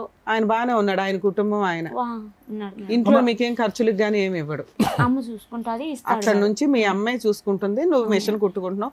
పిల్లాడు చదువుతున్నాడా? చదువుకుంటున్నాడు. గవర్నమెంట్ స్కూల్లోనా ప్రైవేట్ స్కూల్? గవర్నమెంట్ స్కూల్లో చేసినాను, కానీ మా భర్త ఎవరినంటే వాళ్ళు పంపిస్తున్నాడు, నా బిడ్డను తీసుకురప్ప, నా బిడ్డను తీసుకురప్పని. పోనీ పంపించేస్తే అక్కడ బాగుంటాడు, నీకు అడ్రస్ కూడా దొరికిద్దిగా. పిల్లోడు అక్కడ ఉన్నాడు అనుకో, అప్పులో అక్కడ చూపించవచ్చు కదా నువ్వు, అక్కడ ఉన్నాడు రప్పించుకోండి అని. కానీ ఏ రోజు బాబుని మన బిడ్డ అని వాళ్ళు ఏ రోజు చూడలేదు మేడం. నాన్న నువ్వు ఇక్కడ కూర్చున్న దగ్గర నుంచి ఒకే వర్షన్ని 2 రకాలుగా మాట్లాడుతున్నావు. ప్లీజ్ కొంచెం చూడండి. సరే, మీకున్న ఆప్షన్ ఏంటంటే అప్పులోళ్ళు మీ దగ్గరికి రాకూడదు, మీ ఆయన దగ్గర నుంచి రక్షణ కావాలి, నీ పిల్లోడు నీ దగ్గరే ఉండాలి. దీనికి ఏం చేయాలని అడగడానికి వచ్చాను, అంతేనా? అలాగే మీ సిస్టర్ కి హెల్త్ ప్రాబ్లం ఉంది, సార్ ఏమైనా హెల్ప్ చేయగలిగితే అది కూడా, అంటే మేమే చెప్తున్నాం, ఈ ఆఫర్ కూడా మేమే ఇస్తున్నాం, నీకేం అడగాలో తెలియట్లేదు కాబట్టి. సరే కాసేపు సైలెంట్ ఉండే. ఒక టూ ఇష్యూస్ అమ్మా, రెండే ఇష్యూస్. ప్రతి చోట నేను అమాయకురాలనండి, నాకు తెలియదు, నేను మోసపోయాను. కానీ నీ మాట తీరు ఎక్కడ కూడా మాట్లాడేటటువంటి విధానంలో తడబాట్లేదు. మీ సిస్టర్కి మెంటల్గా బాగుండకపోవచ్చేమో, కానీ మీ చుట్టాలు ఎవరికన్నా సైకలాజికల్గా పోవచ్చు, కానీ నువ్వు చాలా తెలివైన దానివమ్మ. Let me make it a very frank opinion here. నువ్వు చాలా తెలివైన దానివే. నీకు భగవంతుడు ఆలోచన శక్తి ఇచ్చారు, చాకచక్యం ఇచ్చారు, దాంతోపాటు ఒడిదొడుకులు ఎదురుది సక్సెస్ఫుల్గా నిలబడి పిల్లోని ఈ స్థాయి వరకు పెంచేటటువంటి 15 సంవత్సరాల ప్రయాణంలో మీ మ్యారేజ్లో 2 years పాటు నువ్వు ఎక్కడో కువైట్లో ఉన్నావు, మిగతా మొత్తం 13 years పాటు అందరి సమక్షంలోనే నువ్వు ఉన్నావు. అందరికీ తెలుసు, LKG నుంచి UKG పిల్లోడు, 2nd standard పిల్లోడు కూడా జ్యోతికి వాళ్ళ భర్తకు పడుతుందంటే కనుక అందరికీ తెలుసు కదా. ఎవరైనా పోనీ జ్యోతి వాళ్ళ భర్త అన్యోన్యంగా ఉంటాం అనేది ఎవరన్నా చూసారా? ఎవరు చూడలేదు. మరి అందరూ వచ్చి నీ జుట్టు ఎందుకు పట్టుకుంటున్నారు? అందరూ అంటే సార్ అదే అంత మా చెల్లెల్ని ఇచ్చి పెళ్లి చేసినానని మా భర్త అలా చెప్పించినాడు సార్. నన్ను అడ్డం పెట్టేసుకుంటున్నాడు సార్, ప్రతి ఒక్కదానికి నన్ను అడ్డం పెట్టేస్తున్నాడు. అతను తప్పు చేసేది నా మీదకి. నువ్వు అడ్డంగా వెళ్ళటానికి ఇష్టపడితేనే నేను అడ్డం పెట్టుకుంటాడు. ఒక మనిషి ఒక మాట ఒక్కసారి నమ్మచ్చు, 1కి 10 సార్లు నమ్మి ప్రతిసారి నన్ను మోసం చేస్తున్నాడు అంటే కనుక అంటానికైనా ఒక అర్థం ఉండాలి కదమ్మా. ఎందుకు నీ తెలివితేటలకి ఇప్పుడు జరిగినటువంటి మోసాలకి ఎందుకు లింక్ పెడుతున్నానంటే, నువ్వు మాట్లాడేటటువంటి తీరు నీ తెలివితేటలకి జరిగినటువంటి 10-12 మోసాలకి అసలు ఎక్కడ లింక్ కుదరట్లే. ఎక్కడో చోట నువ్వు బ్రేక్లు వేసుకోవాలిగా. ఎంతకాలం అమాయకురాలు అని చెప్పి ఆ ఊరంతా నమ్మించి ఈ వేదిక మీద ఎక్కడ కూర్చుని నేను అమాయకురాలనండి, 23 సార్లు నేను మోసపోయానండి, 10 లక్షలు అప్పు ఉందండి అని ఎలా చెప్తావు? ఎలా న్యాయాలు జరుగుతాయి ఇలాంటి వాటికి? సార్ అప్పనే కాదు సార్, ప్రతి ఒక్క విషయంలో నేను నమ్మాను సార్ అతన్ని. ఎందుకు నమ్మాలి? ఎందుకు నమ్మాలమ్మా? నమ్మాను కాబట్టి. ఏమండి 20 సంవత్సరాల పాటు శుభ్రంగా కాపురం చేసామండి, 21వ సంవత్సరం నుంచి మోసం చేశాడండి, కాబట్టి 21వ సంవత్సరంలో అతడు దొంగని నాకు అర్థమైందండి అంటే అర్థమైంది. పెళ్ళైన కాడి నుంచి ఇప్పటి వరకు మొత్తం కంటిన్యూస్గా మోసాలు అయిపోతూ ఉంటే కనుక ఎలా నమ్మావు? మళ్ళీ నీ తెలివితేటలకే నేను ముడి పెడతాను. మీ చెల్లి పిచ్చిదయ్యి ఉండొచ్చు, నువ్వు చాలా తెలివైన దానివి. మోసం చేసేటటువంటి వ్యక్తిని 10 నిమిషాలు ఎదుర్కొంటూ నిలబడినా కూడా కనిపెట్టేటటువంటి మానసిక స్థైర్యం తెలివితేటలు నీకు ఉన్నాయి. అలాంటిది 15 సంవత్సరాల పాటు ఒక వ్యక్తి యొక్క మానసిక పరిస్థితిని అసెస్ చేయలేదా నువ్వు? కనుక్కొని సార్ 10 సంవత్సరాల నుంచి దూరం అయిపోయినా సార్, వద్దని చెప్పేసి. ఈ అప్పులన్నీ 10 సంవత్సరాల లోపే అయిపోయినా, అంతకు ముందే అయిపోయినాయి సార్. ఇంకా నేను సొంతంగా తేలేదు కాబట్టి అతను చెప్తే ఇచ్చారు కాబట్టి నా దగ్గర బాండ్లు రాపించుకుంటా సగాన్ని సగం కట్టించుకున్నారు. ఇప్పుడు ఇంకా వడ్డీ అసలు కలిపి. ఇప్పుడు మీతో పాటు ఎవరు వచ్చారు? నేను బాబు వచ్చాను sir. With your permission madam, with your permission ఒక్కసారి అబ్బాయిని కూడా పిలిచి 1-2 క్వశ్చన్లు. అంటే వాళ్ళ నాన్న మాట్లాడుతా ఇప్పటి వరకు ఇవి చెప్పింది నాకు ఏంటంటే చిన్న డౌట్, అట్లీస్ట్ వాళ్ళ నాన్న ఫోన్ చేసి మాట్లాడుతున్నాడా లేదా, ఏంటి ప్రవర్తన ఏంటనేది ఒక్కసారి నేను తెలుసుకుందామని అంతే. With your permission. Father son relationship. నీ పేరేంటి? రామ్ గోవర్ధన్. ఏం చదువుకుంటున్నావు? 7th standard. ఇప్పటి వరకు మీ మమ్మీ చెప్పిందంతా అక్కడ కూర్చొని విన్నావు. నువ్వేమన్నా చెప్పాలనుకుంటున్నావా? చెప్పు మేడం. చిన్నప్పటి నుంచి నాకు 3 years ఉన్నప్పటి నుంచి మా నాన్న ఎలా ఉంటాడో నాకు తెలియదు మేడం. ఇప్పుడు వరకు ఫోటోల్లో అప్పుడప్పుడు చూసా, అంటే ఇప్పుడు చూడను. నాకు మా నాన్న అంటే ఇష్టం లేదు. ఫోన్లో మాట్లాడతాడు ఎప్పుడన్నా? మీ నాన్న లేదు. ఎప్పుడన్నా మీ ఇంటికి వచ్చాడా? నా పిల్లోడు నాకు కావాలి తీసుకెళ్ళిపోతానని ఎవరినైనా పంపించాడా? బయట వచ్చే నాన్న నిన్ను ఖతార్ తీసుకెళ్ళిపోతాను, దుబాయ్ తీసుకెళ్ళిపోతాను. స్కూల్కి వెళ్ళేటప్పుడు మధ్యలో ఫాలోయింగ్స్ అట్లా చేస్తూ ఉంటారు. వచ్చేవాడా? డైరెక్ట్ గా రాడు మేడం, ఎవరినైనా పెట్టించాడు. అలా నీకెలా తెలిసింది వాళ్ళు నీ కోసం వచ్చారని? అంటే శ్రీచక్ర స్కూల్లో చదువుతా ఉన్నాను మేడం, 1st to 4th. ఎన్ని సంవత్సరాల క్రితం స్టోరీ ఇది? ఇది ఫస్ట్ క్లాస్ నుంచి 4th వరకు చదువుకుంటా ఉన్నాను. అంటే 2 years బ్యాక్. చదువుకునేటప్పుడు నేను థర్డ్ క్లాసు 4th క్లాసు ఈ 2 ఇయర్స్లో బాగా నేను వెళ్తూ ఉంటా కదా సింగిల్గా రోడ్డు దాటుకొని వెళ్తూ ఉంటా భయం లేకుండా. వెళ్ళేటప్పుడు అక్కడ రోడ్లో బండి వేసుకొని ఆగుంటారు మేడం ఎవరన్నా ఇద్దరు. అప్పుడు ఇట్లా పిలుస్తారు, రే చిన్న ఇటు రారా అని. ఏం నా అన్నప్పుడు మీ నాన్న ఫోన్ చేసినాడు మాట్లాడు అని చెప్పి వీడియో కాలు వీళ్ళు ఫోన్ నాకు చూపిరు మేడం, ఇటు పెట్టి చూపిస్తారు. నాది నాకు ఎలా తెలిసిందంటే మా అమ్మకి చెప్పిన, మా అమ్మ అప్పటికి వచ్చేటప్పటికి వాళ్ళు ఉండరు, వెళ్ళిపోయి ఉంటారు. ఫోన్లే నాన్నే కదా మాట్లాడొచ్చుగా, మాట్లాడకూడదని నువ్వెందుకు అనుకున్నావు? చిన్నప్పటి నుంచి జరిగేది చూసానే ఉన్నాను కదా మేడం. నువ్వేం చూసావు నాన్న? నువ్వు పుట్టినప్పటి నుంచి మీ నాన్న ఎప్పుడు డైరెక్ట్ గా చూడలే, మీ అమ్మ చెప్పింది వినటమే తప్ప. అది అబద్ధాలు అయి ఉండొచ్చు కదా. మీ ఇంట్లో మీ పిన్న ఒకటి ఉంది, మీ అమ్మ కూడా అలాగేనేమో అమాయకురాలేమో అని నువ్వెందుకు అనుకోలే? అంటే నేను లేకుండా నాన్నతో మాట్లాడొద్దు నా అమ్మ ఎప్పుడన్నా చెప్పిందా? చెప్పలేదు సార్. మరి ఒకసారి మాట్లాడి ఉండాల్సింది. మీ నాన్న నీతో ఎలా మాట్లాడతాడో నీకు తెలిసి ఉండేదిగా. మాట్లాడమంటే ఫస్ట్ లో ఒకసారి మాట్లాడినా మేడం, ఫస్ట్ స్టార్టింగ్ లో. సరే ఓకే మాట్లాడలేదన్న. దానికంటే ఇంపార్టెంట్ పాయింట్, నీకు ఇప్పుడు 7వ తరగతి అంటే నీకు 12 సంవత్సరాలు నాన్న. సింపుల్ క్వశ్చన్, 13 8 ఉండాలా? ఈ కరోనా వచ్చినప్పుడు ఒక ఇయర్ స్కిప్ అయిందా? సరే పర్లేదు నాన్న, నువ్వు తెలివైన చాలా సక్సెస్ఫుల్ అవుతావు లైఫ్లో. ఈ ఆలోచనలో అన్నిటిలోంచి బయటపడితే చాలా సక్సెస్. నీకు ఒకటే ప్రశ్న, మా అమ్మ కూడా చెప్తా ఉంటా సార్, నేను ఇలాంటి ఆలోచనలు ఏం పెట్టుకోవద్దు, వదిలేయి మా వచ్చినప్పుడు చూసుకుందాము అని చెప్తా ఉంటారు సార్. అన్ని వదిలేయగలదురా నాన్న. అమ్మ అప్పు ఎలా వదిలేస్తుంది? అప్పు ఎవరు కడుతుంది? అమ్మ గుడ్డిగా పెట్టినటువంటి సంతకాల వల్ల ఆ భారం అంతా ఇప్పుడు నెత్తిమే పడి అది కాస్త నీమే ప్రభావం పడి చిన్నపిల్లడు నువ్వు ఏడ్చే పరిస్థితికి వచ్చింది నాన్న. 6 years అప్పుడు నీ మెడ మీద ఎవరన్నా కత్తి పెట్టడం అనేది నీకు గుర్తుందా? బాబు మెడ మీద కత్తి పెట్టినప్పుడు బాబు 3 సంవత్సరాలు బాబు 3 years అమ్మా. సో మీ నాన్నతో ఒక్కసారి కూడా ఫోన్లో మాట్లాడటం కానీ చూడలేదు? నేను మీ నాన్నతో మాట్లాడిస్తాం, మాట్లాడతావా? మాట్లాడవా? మీ నాన్నతో కలుస్తావా? కలవా? మీ నాన్న మంచిగా మారాను నువ్వు కావాలని వస్తాడు నీ దగ్గరికి, వెళ్తావా? మీ అమ్మ వెళ్తే వెళ్తావా? మీ అమ్మ కలుస్తుంటానన్నా వెళ్ళవా? నన్ను నువ్వు ఈరోజు సూపర్ డైలాగ్ ఏమని చెప్పే తెలుసా? మంచి మాట, అసలు నాకే అసలు మైండ్ బ్లోయింగ్. ఏమని చెప్పే తెలుసా?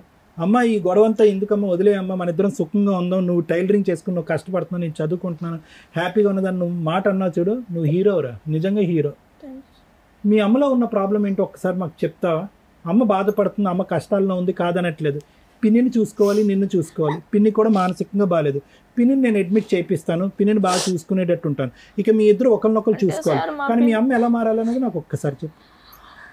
మా అమ్మ అంటే సార్ మా నాన్నకి మా అమ్మకి ఏ సంబంధం ఉండకూడదు సార్, అసలు ఉండకూడదు. అంటే ఈ డైవర్స్ అలాంటివి ఉంటాయి కదా, అవి ఇప్పించి మా అమ్మకి ఏం సంబంధం ఉండకూడదు సార్. నీకు నాన్నొద్దు, అమ్మకి భర్త కూడా ఉండకూడదు. మేమిద్దరము ఎలాంటి సమస్య లేకుండా బాగా ఉంటే హ్యాపీగా ఉండాలి. ఇక్కడ సమస్య మీ అమ్మ నాన్న, నీకు తెలుసా ఆ సంగతి కదా? ఇంకొంచెం పెద్దోడు అవ్వాలి, నీకు విషయాలు తెలియాలి. 13 ఏళ్ళ అబ్బాయి వచ్చి very bad, very sad and bad, very sad.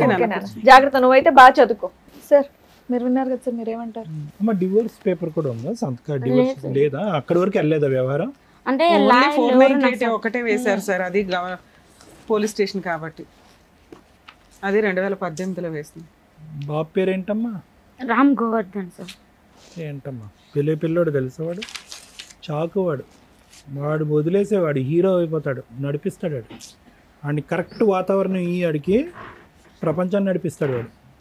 నన్ను వాడిని చదివించాలంటే నాకు ఇప్పటి నుంచే చాలా భయం. నేను అన్నాను కదా నువ్వు తెలివైందని అన్నావు కదా, నీ కొడుకు కూడా చాలా తెలివైనవాడు, ఇద్దరు చాలా తెలివైన వాళ్ళు. 4 సంవత్సరాలు బిడ్డప్పటి నుంచి నల్లుతానే ఉన్నాడు సార్ బాబు ప్రతి ఒక్క విషయంలో.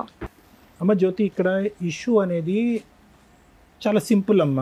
Okay, simple in the sense that అర్థం చేసుకోవటానికి సింపుల్, అనుభవించడానికి చాలా కష్టం. నీ స్థానంలో కూర్చుని బయట పెట్టడం అనేది ఇంకా కష్టం, వాడి స్థానంలో కూర్చుని ఏంద్రా ఈ గోళ అని అనుకోవటం ఇంకా కష్టం. చిన్నపిల్లోడు వాడు ఇక్కడ కూర్చుని రామ్ గోవర్ధన్ ఈరోజు పరీక్ష పోయిందని ఏడవట్లేదు, టీచర్ ఏడిపించిందని ఏడవట్లేదు, ఫ్రెండ్స్ కొట్టారని ఏడవట్లేదు, ఈ డబ్బులు లేవని ఏడవట్లేదు. వాడు ఎందుకు ఏడుస్తున్నాడు ఈరోజు? ఏంది సార్ ఈ చిక్కుముడి సమస్య? పుట్టేరుగు నాకు 12 సంవత్సరాలు 13 సంవత్సరాలు. ఏంటి దరిద్రం? చాలామంది తండ్రి కావాలి, అమ్మకు ఒక భర్త కావాలి, ఒక మగదిక్కు కావాలనుకుంటారు. నేను వద్దు అనుకుంటేనే నా జీవితంలో 12 సంవత్సరాలు గడిచిపోయినాయి సార్, ఏంటి సార్ ఈ బ్రతుకని చెప్పాడు ఇక్కడ కూర్చుని కంటతడి పెట్టుకుంటే. ఇంతకంటే కర్మ ఉందమ్మా. ఈరోజు ప్రపంచం అక్కర్లేదు, పద్మవ్యూహం అనేటటువంటి ఈ వేదిక అక్కర్లేదు. అసలు నువ్వు ఏం చెయ్యాలి అనేటటువంటి దానికి ఇక్కడ ఒక లాయర్ అయినా, ఒక డాక్టర్ అయినా, ఒక కౌన్సిలర్ అయినా, ఒక పెద్ద అయినా, ఒక దిక్కైనా, ఒక తల్లి అయినా, ఒక తండ్రి అయినా నీ కొడుకు చెప్పేస్తాడు నీ కౌన్సిలింగ్. నీ కొడుకు చెప్పేస్తాడు కౌన్సిలింగ్, ఏమీ అక్కర్లేదు, సింపుల్ లాజిక్ ఇక్కడ. అమ్మ బురద అంటుకుంది, కడుక్కుందాం.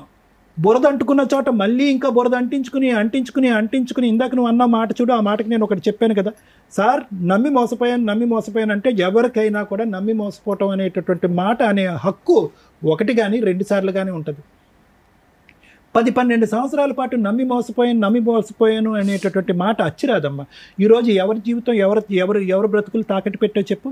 నీ జీవితం ఎలాగే ఇలా అయ్యింది. ఈరోజు ఒక వ్యక్తి చేతిలో మోసపోయావు, ఈరోజు వాడి జీవితం, వాడి భవిష్యత్తు. ఈరోజు వాడు తండ్రి ఉందనుకోవాలా, తండ్రి లేడనుకోవాలా? నన్ను అదే అడుగుతాడు సార్. మీ వేళ్ళ మీద లెక్క పెట్టచ్చు. ఈ వేదిక మీద ఉన్నటువంటి నాకున్న అనుభవంతో కానీ, రమ్య మేడంకు ఉన్నటువంటి అనుభవం కానీ, శ్రీవాణి గారికి ఉండేటటువంటి ఆలోచనతో కానీ వేళ్ళ మీద లెక్క పెట్టచ్చు. ఎంతమంది పిల్లలు వచ్చి ఇక్కడ కూర్చుని మా అమ్మ నాన్నకి డివోర్స్ ఇప్పించి మా నాన్నతో ఎటువంటి సంబంధం లేనటువంటి వాతావరణం క్రియేట్ చేయండి సార్ అని ఎంతమంది అడిగారో చెప్పి ఇక్కడ ఉన్న వాళ్ళని అడుగు. ఎవరు అడగరు. ఒక 13 సంవత్సరాల పిల్లోడు వచ్చి ఈరోజు అది అడిగాడు అంటే కనుక 13 సంవత్సరాల పాటు వాడు ఎంత నరకం అనుభవించాడు అనేది మనకి ఇప్పుడు లెక్క తెలిసిపోతుంది. వాడికి తెలియనటువంటి వయసులో జరిగినటువంటి అన్యాయాలు, ఆ 2-3 సంవత్సరాలు కువైట్లో ఉన్నవి, అవి ఇంకా ఘోరాతి ఘోరం. వాడికి ఊహ తెలియదు కాబట్టి ఈరోజు నువ్వు చెప్తుంటే వాడు విన్నాడు. ఒకటమ్మా, ఈరోజు ఎదురుగా తండ్రి ఎదురుగుంటా ఉండి అదే ఊర్లో తండ్రి ఉంటే కనుక వీడు ఆ తండ్రిని ఏం చేసి ఉండేవాడో నాకు తెలియదు. కానీ ఈరోజు అతను అదృష్టమో నీ దురదృష్టమో నాకు తెలియదు, కానీ ఈరోజు అతను ఫిజికల్గా దూరం అయిపోయాడు తండ్రితో, మెంటల్గా తండ్రితో ఆడికి కనెక్టివిటీ లేదు. ఈరోజు తల్లి ఎదురుగుంటా ఉండి తల్లితో కనెక్టివిటీ లేదు. ఎదురుగుంటా కొడుకు ఎదుగుతున్నాడు, కానీ తల్లి ఒక మానసిక పరిస్థితిలో ఒక కొడుకుని చూసుకుని ఆస్వాదించి పెంచి పెద్ద చేసి వాడి తెలివితేటలని వాడి భవిష్యత్తుని తీర్చిదిద్దేటటువంటి మానసిక పరిస్థితిలో లేడు అంటే కనుక ఈరోజు వాడు ఒక్కడగా ఉన్న 2 తల్లిదండ్రులు ఉన్న అనాథవాడు. అర్థమైందమ్మా? అంటే నాకు 10 లక్షల గురించి లెక్క నాకు తెలియదమ్మా, 15 లక్షల గురించి కూడా నాకు తెలీదు.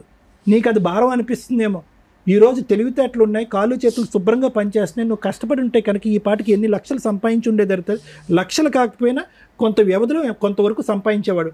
వాడు ఎక్కడ పడితే అక్కడ సంతకాలు పెట్టకుండా ఉండుంటే కనుక ఎన్ని బ్రతుకులు ఈరోజు కాపాడి ఉండేదానో తెలుసా? ఎన్ని భవిష్యత్తులు కాపాడి ఉండేదో తెలుసా? నువ్వు అది లేదు. నీ కష్టం మీద నిజంగా ఎవరికైనా ఆశ్చర్యం కలుగుతుందమ్మా. ఈ అమ్మాయి మాట తీరులో తెలివి ఉంది, ఆలోచనలో తెలివితేటలు ఉంది, ఎవరు వెనక ముందు లేరు. ఓకే, చెల్లి తన మీద డిపెండ్ అయ్యి ఉందంటే కొన్ని సంవత్సరాల పాటు చెల్లి నీ మీద డిపెండ్ అయ్యింది. చెల్లిని రీహాబిలిటేషన్ యూనిట్లలో తీసుకోవడానికి ఎన్జిఓ ఆర్గనైజేషన్స్, సోషల్ ఆర్గనైజేషన్స్ చాలా ఉన్నాయి. ఈరోజు నీ కొడుకుని అలా పెట్టుకుని నువ్వు ఏదో ఉద్యోగం చేసుకుంటే కనుక ఈరోజు ఈ పరిస్థితికి చాలా వరకు ఒకటి ఉండేది. కానీ నువ్వేంటంటే రోజుకి 1000 రూపాయలు సంపాదించుకుంటాను సార్. నేను మిషన్ కొట్టి బ్యూటీ పార్లర్ పనిచేసి నాకు కొంచెం టచింగ్ ఉంది సార్ నాకు. కానీ ఈ సమస్యల వల్ల నేను చేసుకోలేకపోతున్నా. ఈ సమస్యలు ఒకటే తల్లి, నేను అంటే కనుక నీకు కోపం రావచ్చు. సమస్యలు ఉన్నాయిరా బాబు డాక్టరు అంటే కనుక లేవను నువ్వు అంటావేంట్రా బాబు నీకు అనిపించచ్చేమో, కానీ నా మాట కూడా 1 నిమిషం అంది. నీ 80 to 90% నీ ఎనర్జీ, నీ మానసిక పరమైనటువంటి ఎనర్జీ అంతా కూడా ఒక వ్యక్తి గురించి తాకట్టు పెట్టాను. ఆ వ్యక్తి మరి అంతే అంటారమ్మా. మెంటల్ కానీ మెంటల్ ఇది. అదేం మెంటలో నేను చెప్తా. మీ సిస్టర్కి ఒక సైకలాజికల్ ప్రాబ్లం ఉంది, దానికి బెంగళూరు ఎక్కడెక్కడికో వెళ్ళి ట్రీట్మెంట్ చేశారు. ఇది కూడా ఒక విధమైనటువంటి సైకలాజికల్ ప్రాబ్లమే. ఎటువంటి సైకలాజికల్ ప్రాబ్లం అంటే ఊరు వాడ జనము కొడుకు అందరూ కూడా మొత్తుకుని ఈ దరిద్రాన్ని ఇక్కడితో వదిలేసేయమ్మా, నీ కాయ కష్టం చేసి నువ్వు బతుకు, రూపాయి అప్పు తీర్చుకో, ఆ దరిద్రుని అలా వదిలేసేయి. వాడు ఎక్కడో కువైట్లో ఉన్నాడు, ఇక్కడున్న వాడినే ఉద్ధరించలేకపోతున్నారు, ఎక్కడో కువైట్లో ఉన్న వాళ్ళని నువ్వెలా ఉద్ధరిస్తావు? నీ వయసు హరించిపోతుంది, నీ ఆలోచన హరించిపోతుంది, కొడుకు భవిష్యత్తు హరించిపోతుంది అనేటటువంటి ఆలోచన 10 మంది చెప్పినా రానటువంటి ఒక వ్యక్తిని నలుగురు ఏమంటారమ్మా? మెంటల్ అనరా? ఇక్కడ నేను చెప్పేది ఒకటి సింపుల్ లాజిక్ అమ్మా. ఆడు ఎదిగిపోతున్నాడు, వాడికి 13, తర్వాత 15, తర్వాత 17, 18, తర్వాత వాడు అంటాడు, అరే నీకు ఎవరెవరు ఉన్నారా అంటే కనుక మా నాన్న కళ్ళెదురుగుంటా లేడు సార్, మా అమ్మ కళ్ళెదురుగుంటా ఉన్నా లేదు సార్ అంటాడు. చాలా మందికి మీ నాన్న ఏడున్నాడు అంటే మా నాన్న లేడు చనిపోయినాడు అంటారు. చనిపోవడం నన్ను చూసి ఎందుకు మీ కొడుకు అలా చెప్తున్నాడంటే వాడు అలా చెప్తున్నాడు ఎందుకంటే మా భర్త అలా ప్రాబ్లం. అమ్మా నాన్న లేడు అనేది మా అమ్మ మా నాన్న యొక్క ఉచ్చులో పడి మా నాన్నే కావాలి అనే ఆలోచనతో, లేదంటే మా నాన్న వచ్చి అప్పు తీర్చాలనేటటువంటి ఆలోచనతో ఒక పిచ్చితనంతో ఎక్కడ పడితే అక్కడ సంతకం పెట్టి మా నాన్న దూరంగా ఉండి చచ్చిపోయాడు, మా అమ్మ కళ్ళెదురుకుంటా ఉండి కూడా నాకు ఉన్నట్టు అనిపించలేదు అనే మాట కూడా అంటాడు. చూడండి వాడు పెద్దయ్యాక మా అమ్మ ఎప్పుడూ ఒక లోకంలో ఉండేదండి, ఒక పరిజ్ఞానంలో ఉండేదండి అనేటటువంటి మాట వాడి దగ్గర నుంచి వస్తుంది. ఈరోజు నన్ను ఇంకో గంట మాట్లాడమన్నా నేను నీ గురించి మాట్లాడినమ్మా, నేను గోవర్ధన్ గురించే మాట్లాడతా, ఇంకో గంట సేపు మాట్లాడమన్నా ఎందుకంటే నీ భవిష్యత్తుని నువ్వు ఇలా అగ్గిపుల్ల గీసుకుని నువ్వు అంటించుకున్నావు. వాడి భవిష్యత్తు ఎవరు అగ్గిపుల్ల గీశారు ఇక్కడ? ఒక చిన్న పిల్లోడు ఇక్కడ కూర్చుని 13 సంవత్సరాల పిల్లోడు ఈరోజు కూర్చుని ఎవరో చనిపోయినట్టునో, ఒక గొప్ప ఎగ్జామ్లో ఫెయిల్ అయిపోయినట్టునో, భవిష్యత్తు అంతా సర్వనాశనం అయిపోయినట్టునో, లేదంటే సునామీ వచ్చినట్టుగానో వాడు ఏడుస్తున్నాడు ఈరోజు. ఏం కర్మ వాడికి?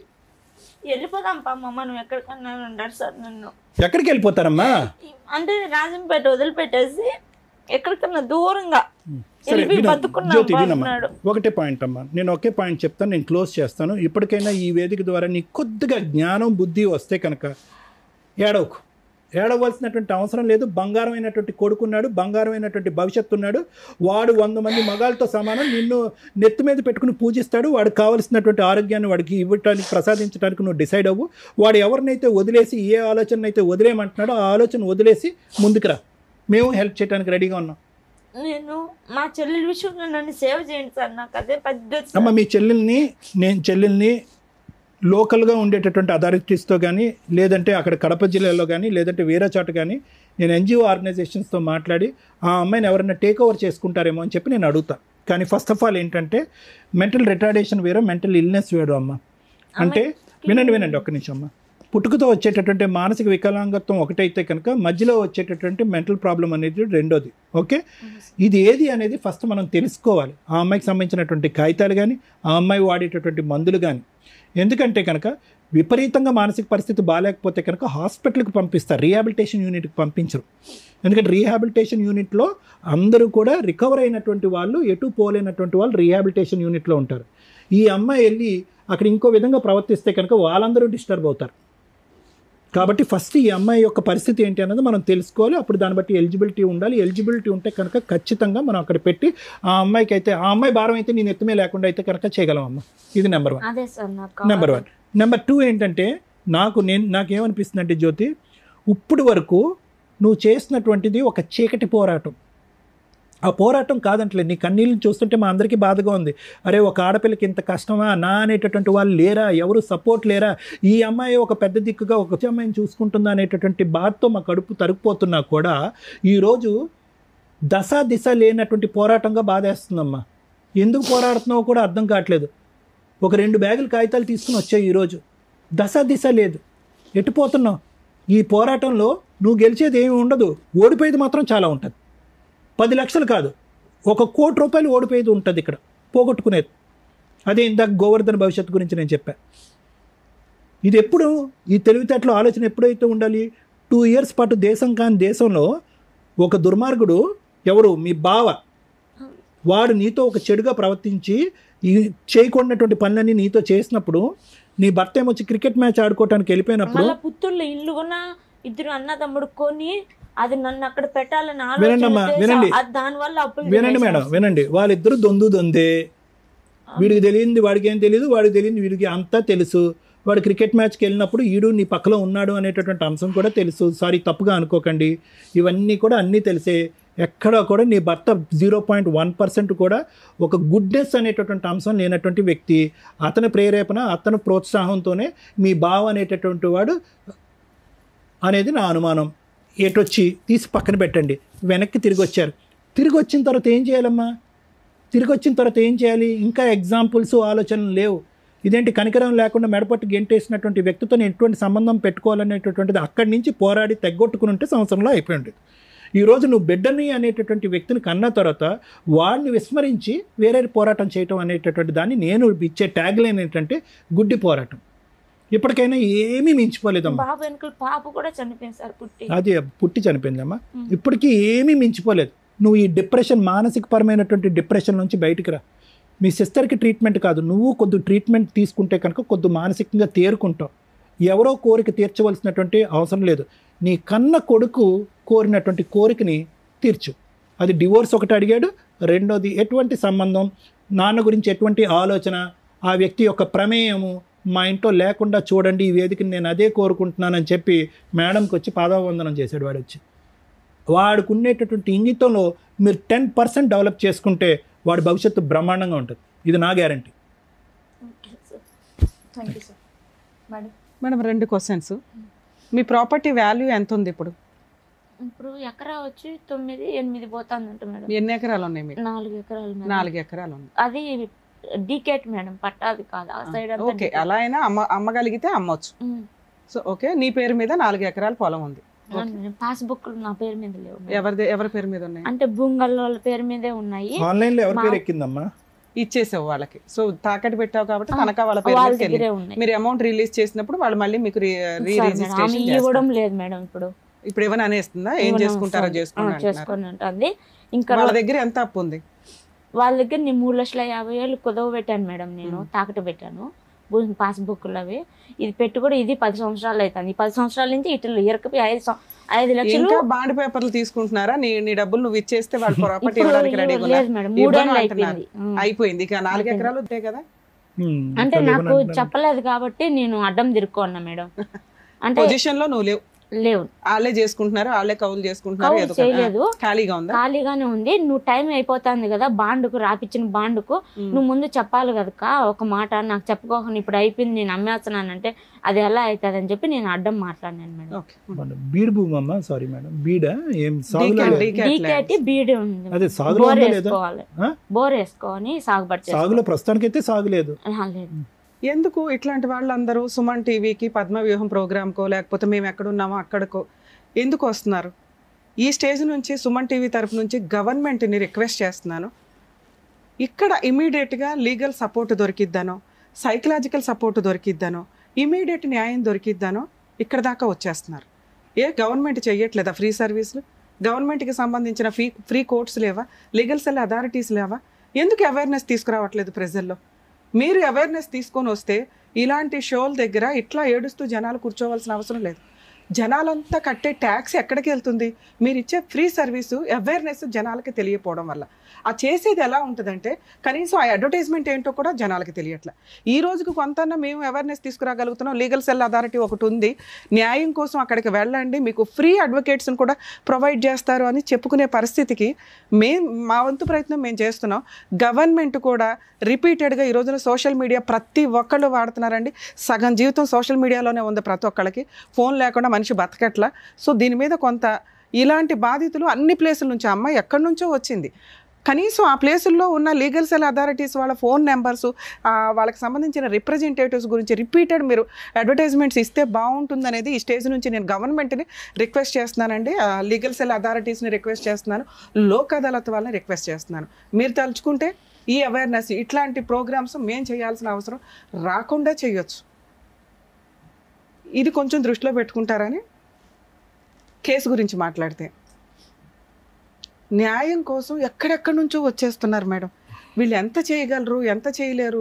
మేము ఇక్కడ మా ప్రాక్టీసు అయిపోగా మిగతా టైంలో సాటర్డేసో సండేసో ముగ్గురు టైం చూసుకొని మా ప్రొఫెషన్స్లోంచి బయటకు వచ్చి మేము షో చేస్తుంటే పొద్దుటనక రాత్రి అనక ఎప్పుడో వచ్చేసి కూర్చుంటున్నారు.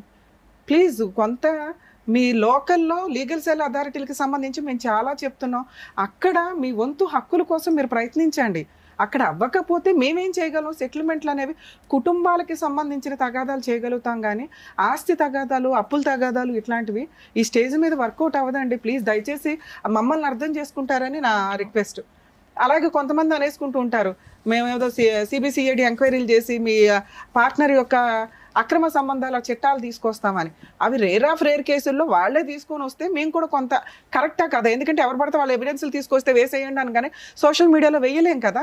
అవన్నీ మేము కొంత ఎంక్వైరీ చేసుకునే చేస్తాం, కానీ మేమే ఎంక్వైరీ చేయడం అనేది ఉండదండి. ఈ టైం ఇవ్వడమే మా ముగ్గురికి మా వంతు ప్రయత్నంగా మేము సోషల్ సర్వీస్ చేస్తున్నాం. ప్లీజ్ అర్థం చేసుకుంటారని మా రిక్వెస్ట్. ఇక్కడ నుంచి కేసు విషయానికి వస్తే అమ్మాయి చెప్తున్నవన్నీ అబద్ధాలు నా దృష్టిలో. తన ఇమాజినేషన్ వేరు, తన ప్రాక్టికాలిటీ వేరు, తన కష్టం వేరు. చెప్పేవాడికి వినేవాడు లోకువా అంటే మా స్టేజ్ మీద అది ఉండదు. మేము చెప్పే ప్రతి మాటకి చాలా వాల్యూ ఉంటుంది. ఎందుకు అంటే తనలాగా బాధపడే వాళ్ళకి ఏది నిజం ఏది అబద్ధం. తను వచ్చి ఫస్ట్ ఏదో దండం పెట్టేసిందని కాదు, నిజం మాట్లాడడం నాకు అలవాటు. ఇక్కడ ఆ అమ్మాయి నిజంగా కష్టాల్లో ఉంది. ఆ కష్టాలు మిక్సింగ్. తను చెప్తున్న క్రూయాలిటీ చాలా సివియర్ ఉంది, అది నమ్మశక్యంగా లేదు. అంత క్రూయాలిటీ ఉన్న అమ్మాయి ఆయన్ని వదిలించుకోవడానికి పారిపోయి ఇండియా వచ్చాను, అబద్ధం. ఎందుకంటే ఇండియా వచ్చిన తర్వాత అత్తగారి ఇంట్లోనే ఉంది. అలాగే అతను వచ్చాడు, మళ్ళీ సెకండ్ ప్రెగ్నెన్సీ వచ్చింది, అలాగే ప్రాపర్టీ కొనుక్కున్నారు, కొన్నది భార్య పేరు మీద పెట్టాడు. ఇవన్నీ కూడా ఆ అమ్మాయి క్యారెక్టర్ మంచిది అని చెప్పడానికి నేను మాట్లాడుతున్నాను. తనకి తెలియక క్రూయాలిటీని ఎక్కువగా చెప్తే ఇంప్రెషన్ పడుతుందేమో, నాకు జరిగిన అన్యాయం గురించి. భర్త కొట్టకుండా ఉంటాడా? ఈ కేసులో కొట్టే ఉంటాడు, కానీ తను చెప్తున్నంత సివియారిటీ లేదు. బావ అక్రమంగా దృష్టితో చూడలేదా అంటే మేబీ చూసే ఉండొచ్చు, కానీ తను చెప్తున్న అటెంప్ట్ జరగకపోవచ్చు. ఇక్కడికి వచ్చినాక 10 ఏళ్ల నుంచి భర్త విడిపోయాడండి, టచ్లో కూడా లేదనేది అబద్ధం. ఎందుకంటే భర్త వచ్చి ప్రాపర్టీస్ కొన్నాడు. మరి ఇక్కడ ప్రాబ్లం ఏంటి? ఆల్రెడీ జీన్స్లోనే ఉంది. సిస్టరు రోడ్లమ్మడి పడి తిరుగుతుంది, ట్రీట్మెంట్ ఇచ్చేవాళ్ళు లేరు.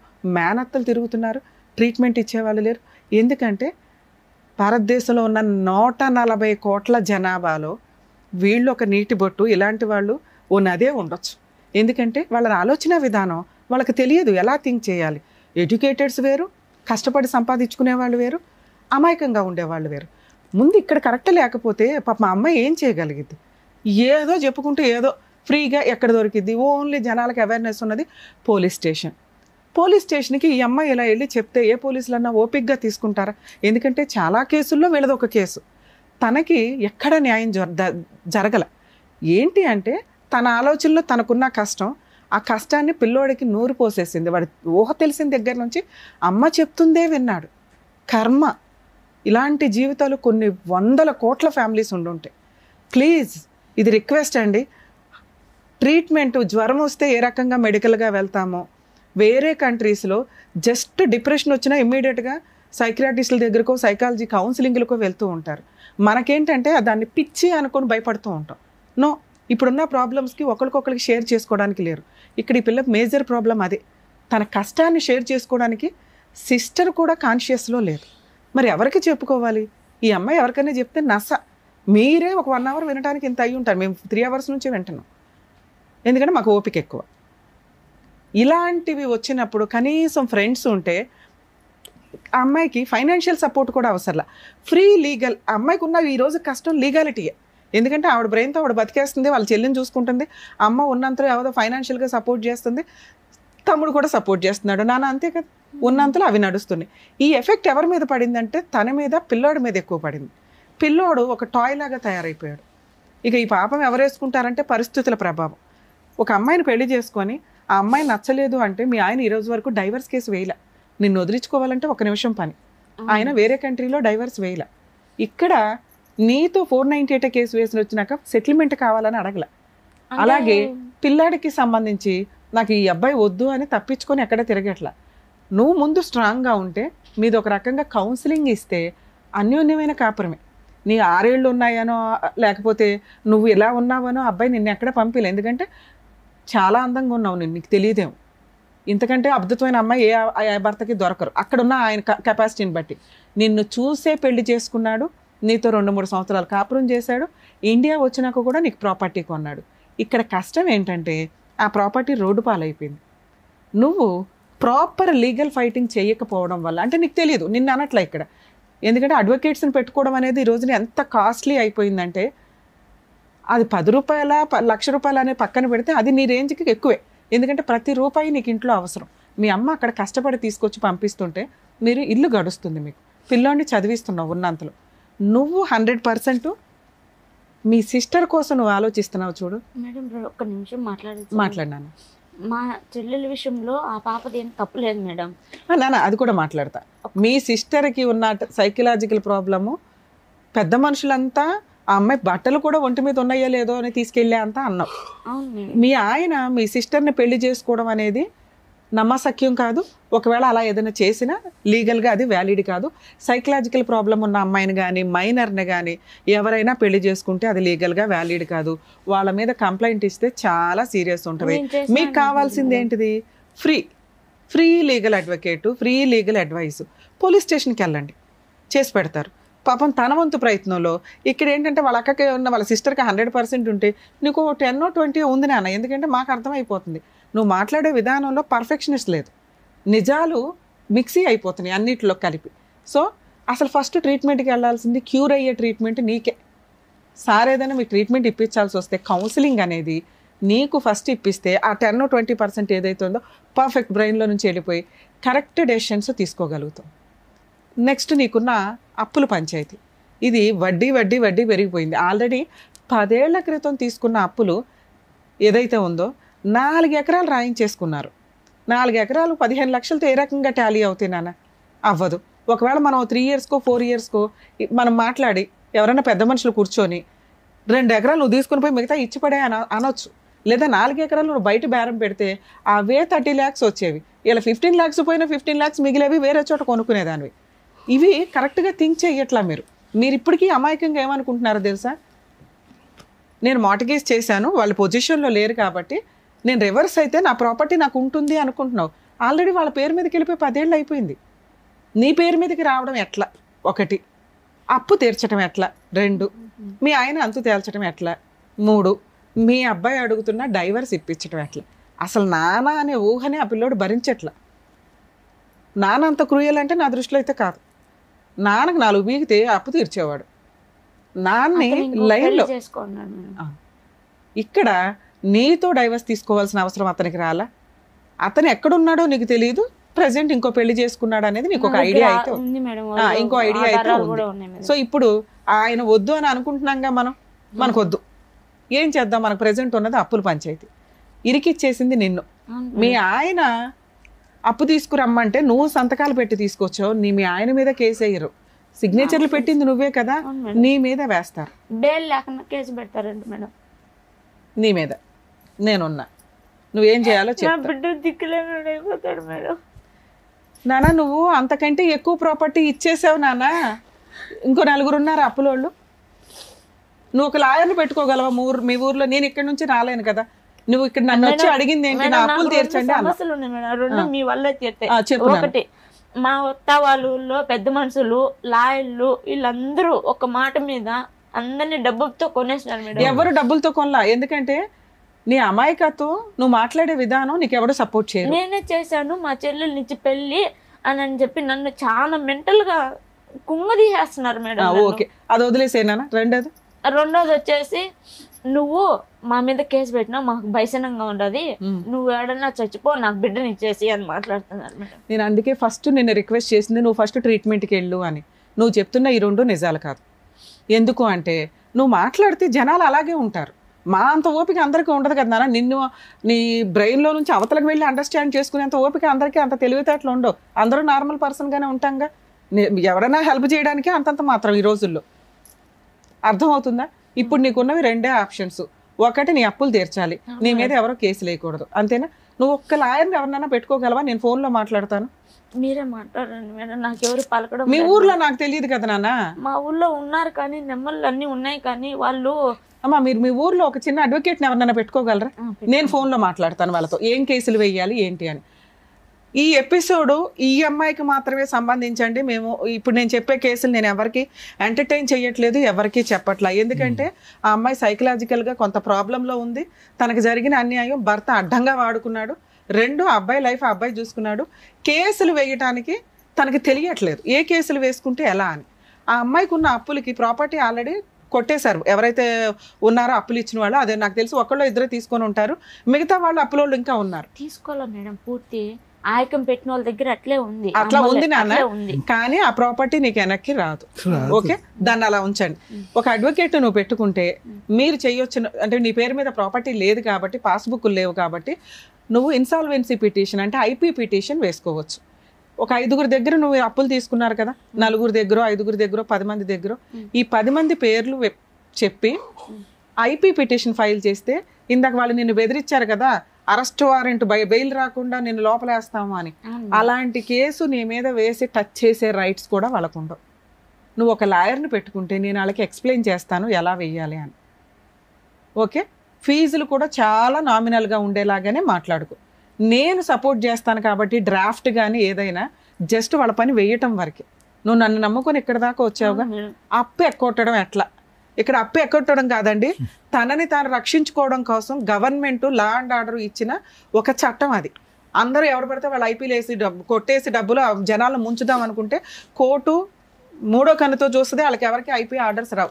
ఈ అమ్మాయి కేసు సపరేట్, ఎందుకంటే ఆల్రెడీ ఉన్న ఆస్తి మొత్తం పోయింది, భర్త మోసం చేసి ప్రతి చోట అప్పులకి సంతకాలు పెట్టించారు.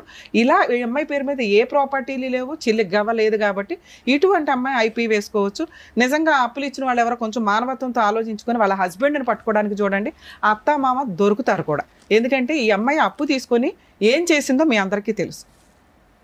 మీ హస్బెండ్ వల్లే కదా, ఆయనకి పంపించిన వేషాలే కదా ఇవన్నీ. సో ఐపీ కేసు ఫైల్ చేస్తే అప్పులోళ్ళ నుంచి క్లియర్.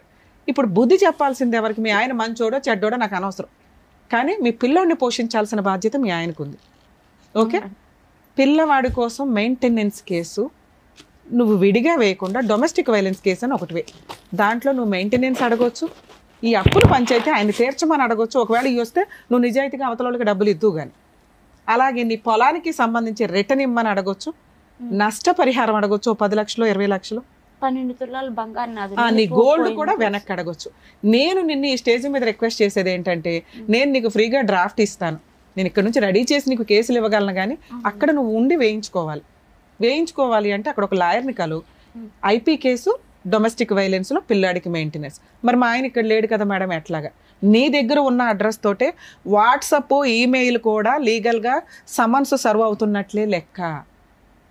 అవి సర్వ్ అయితే మీ ఆయన మీద అరెస్ట్ వారెంట్ వస్తుంది, ఇమిగ్రేషన్లో మీ ఆయన్ని పట్టుకుంటారు.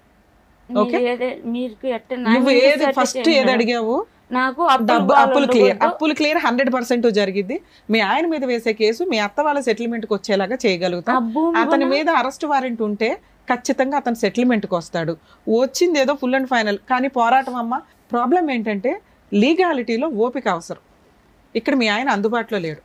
2, ఈ కేసు 2 నుంచి 3 సంవత్సరాల పైనే పడుతుంది. దీనికి నువ్వు ఓకే అంటే నేను చేయగలిగినంత హెల్ప్ చేస్తాను. 10 సంవత్సరాల నుంచి అసలు ఏం వేయలేదురా బాబు. ఈ కేసు 2018లో వేసావు, ఇది 100% పర్ఫెక్ట్ గానే చేశారు పోలీసులు నీకు.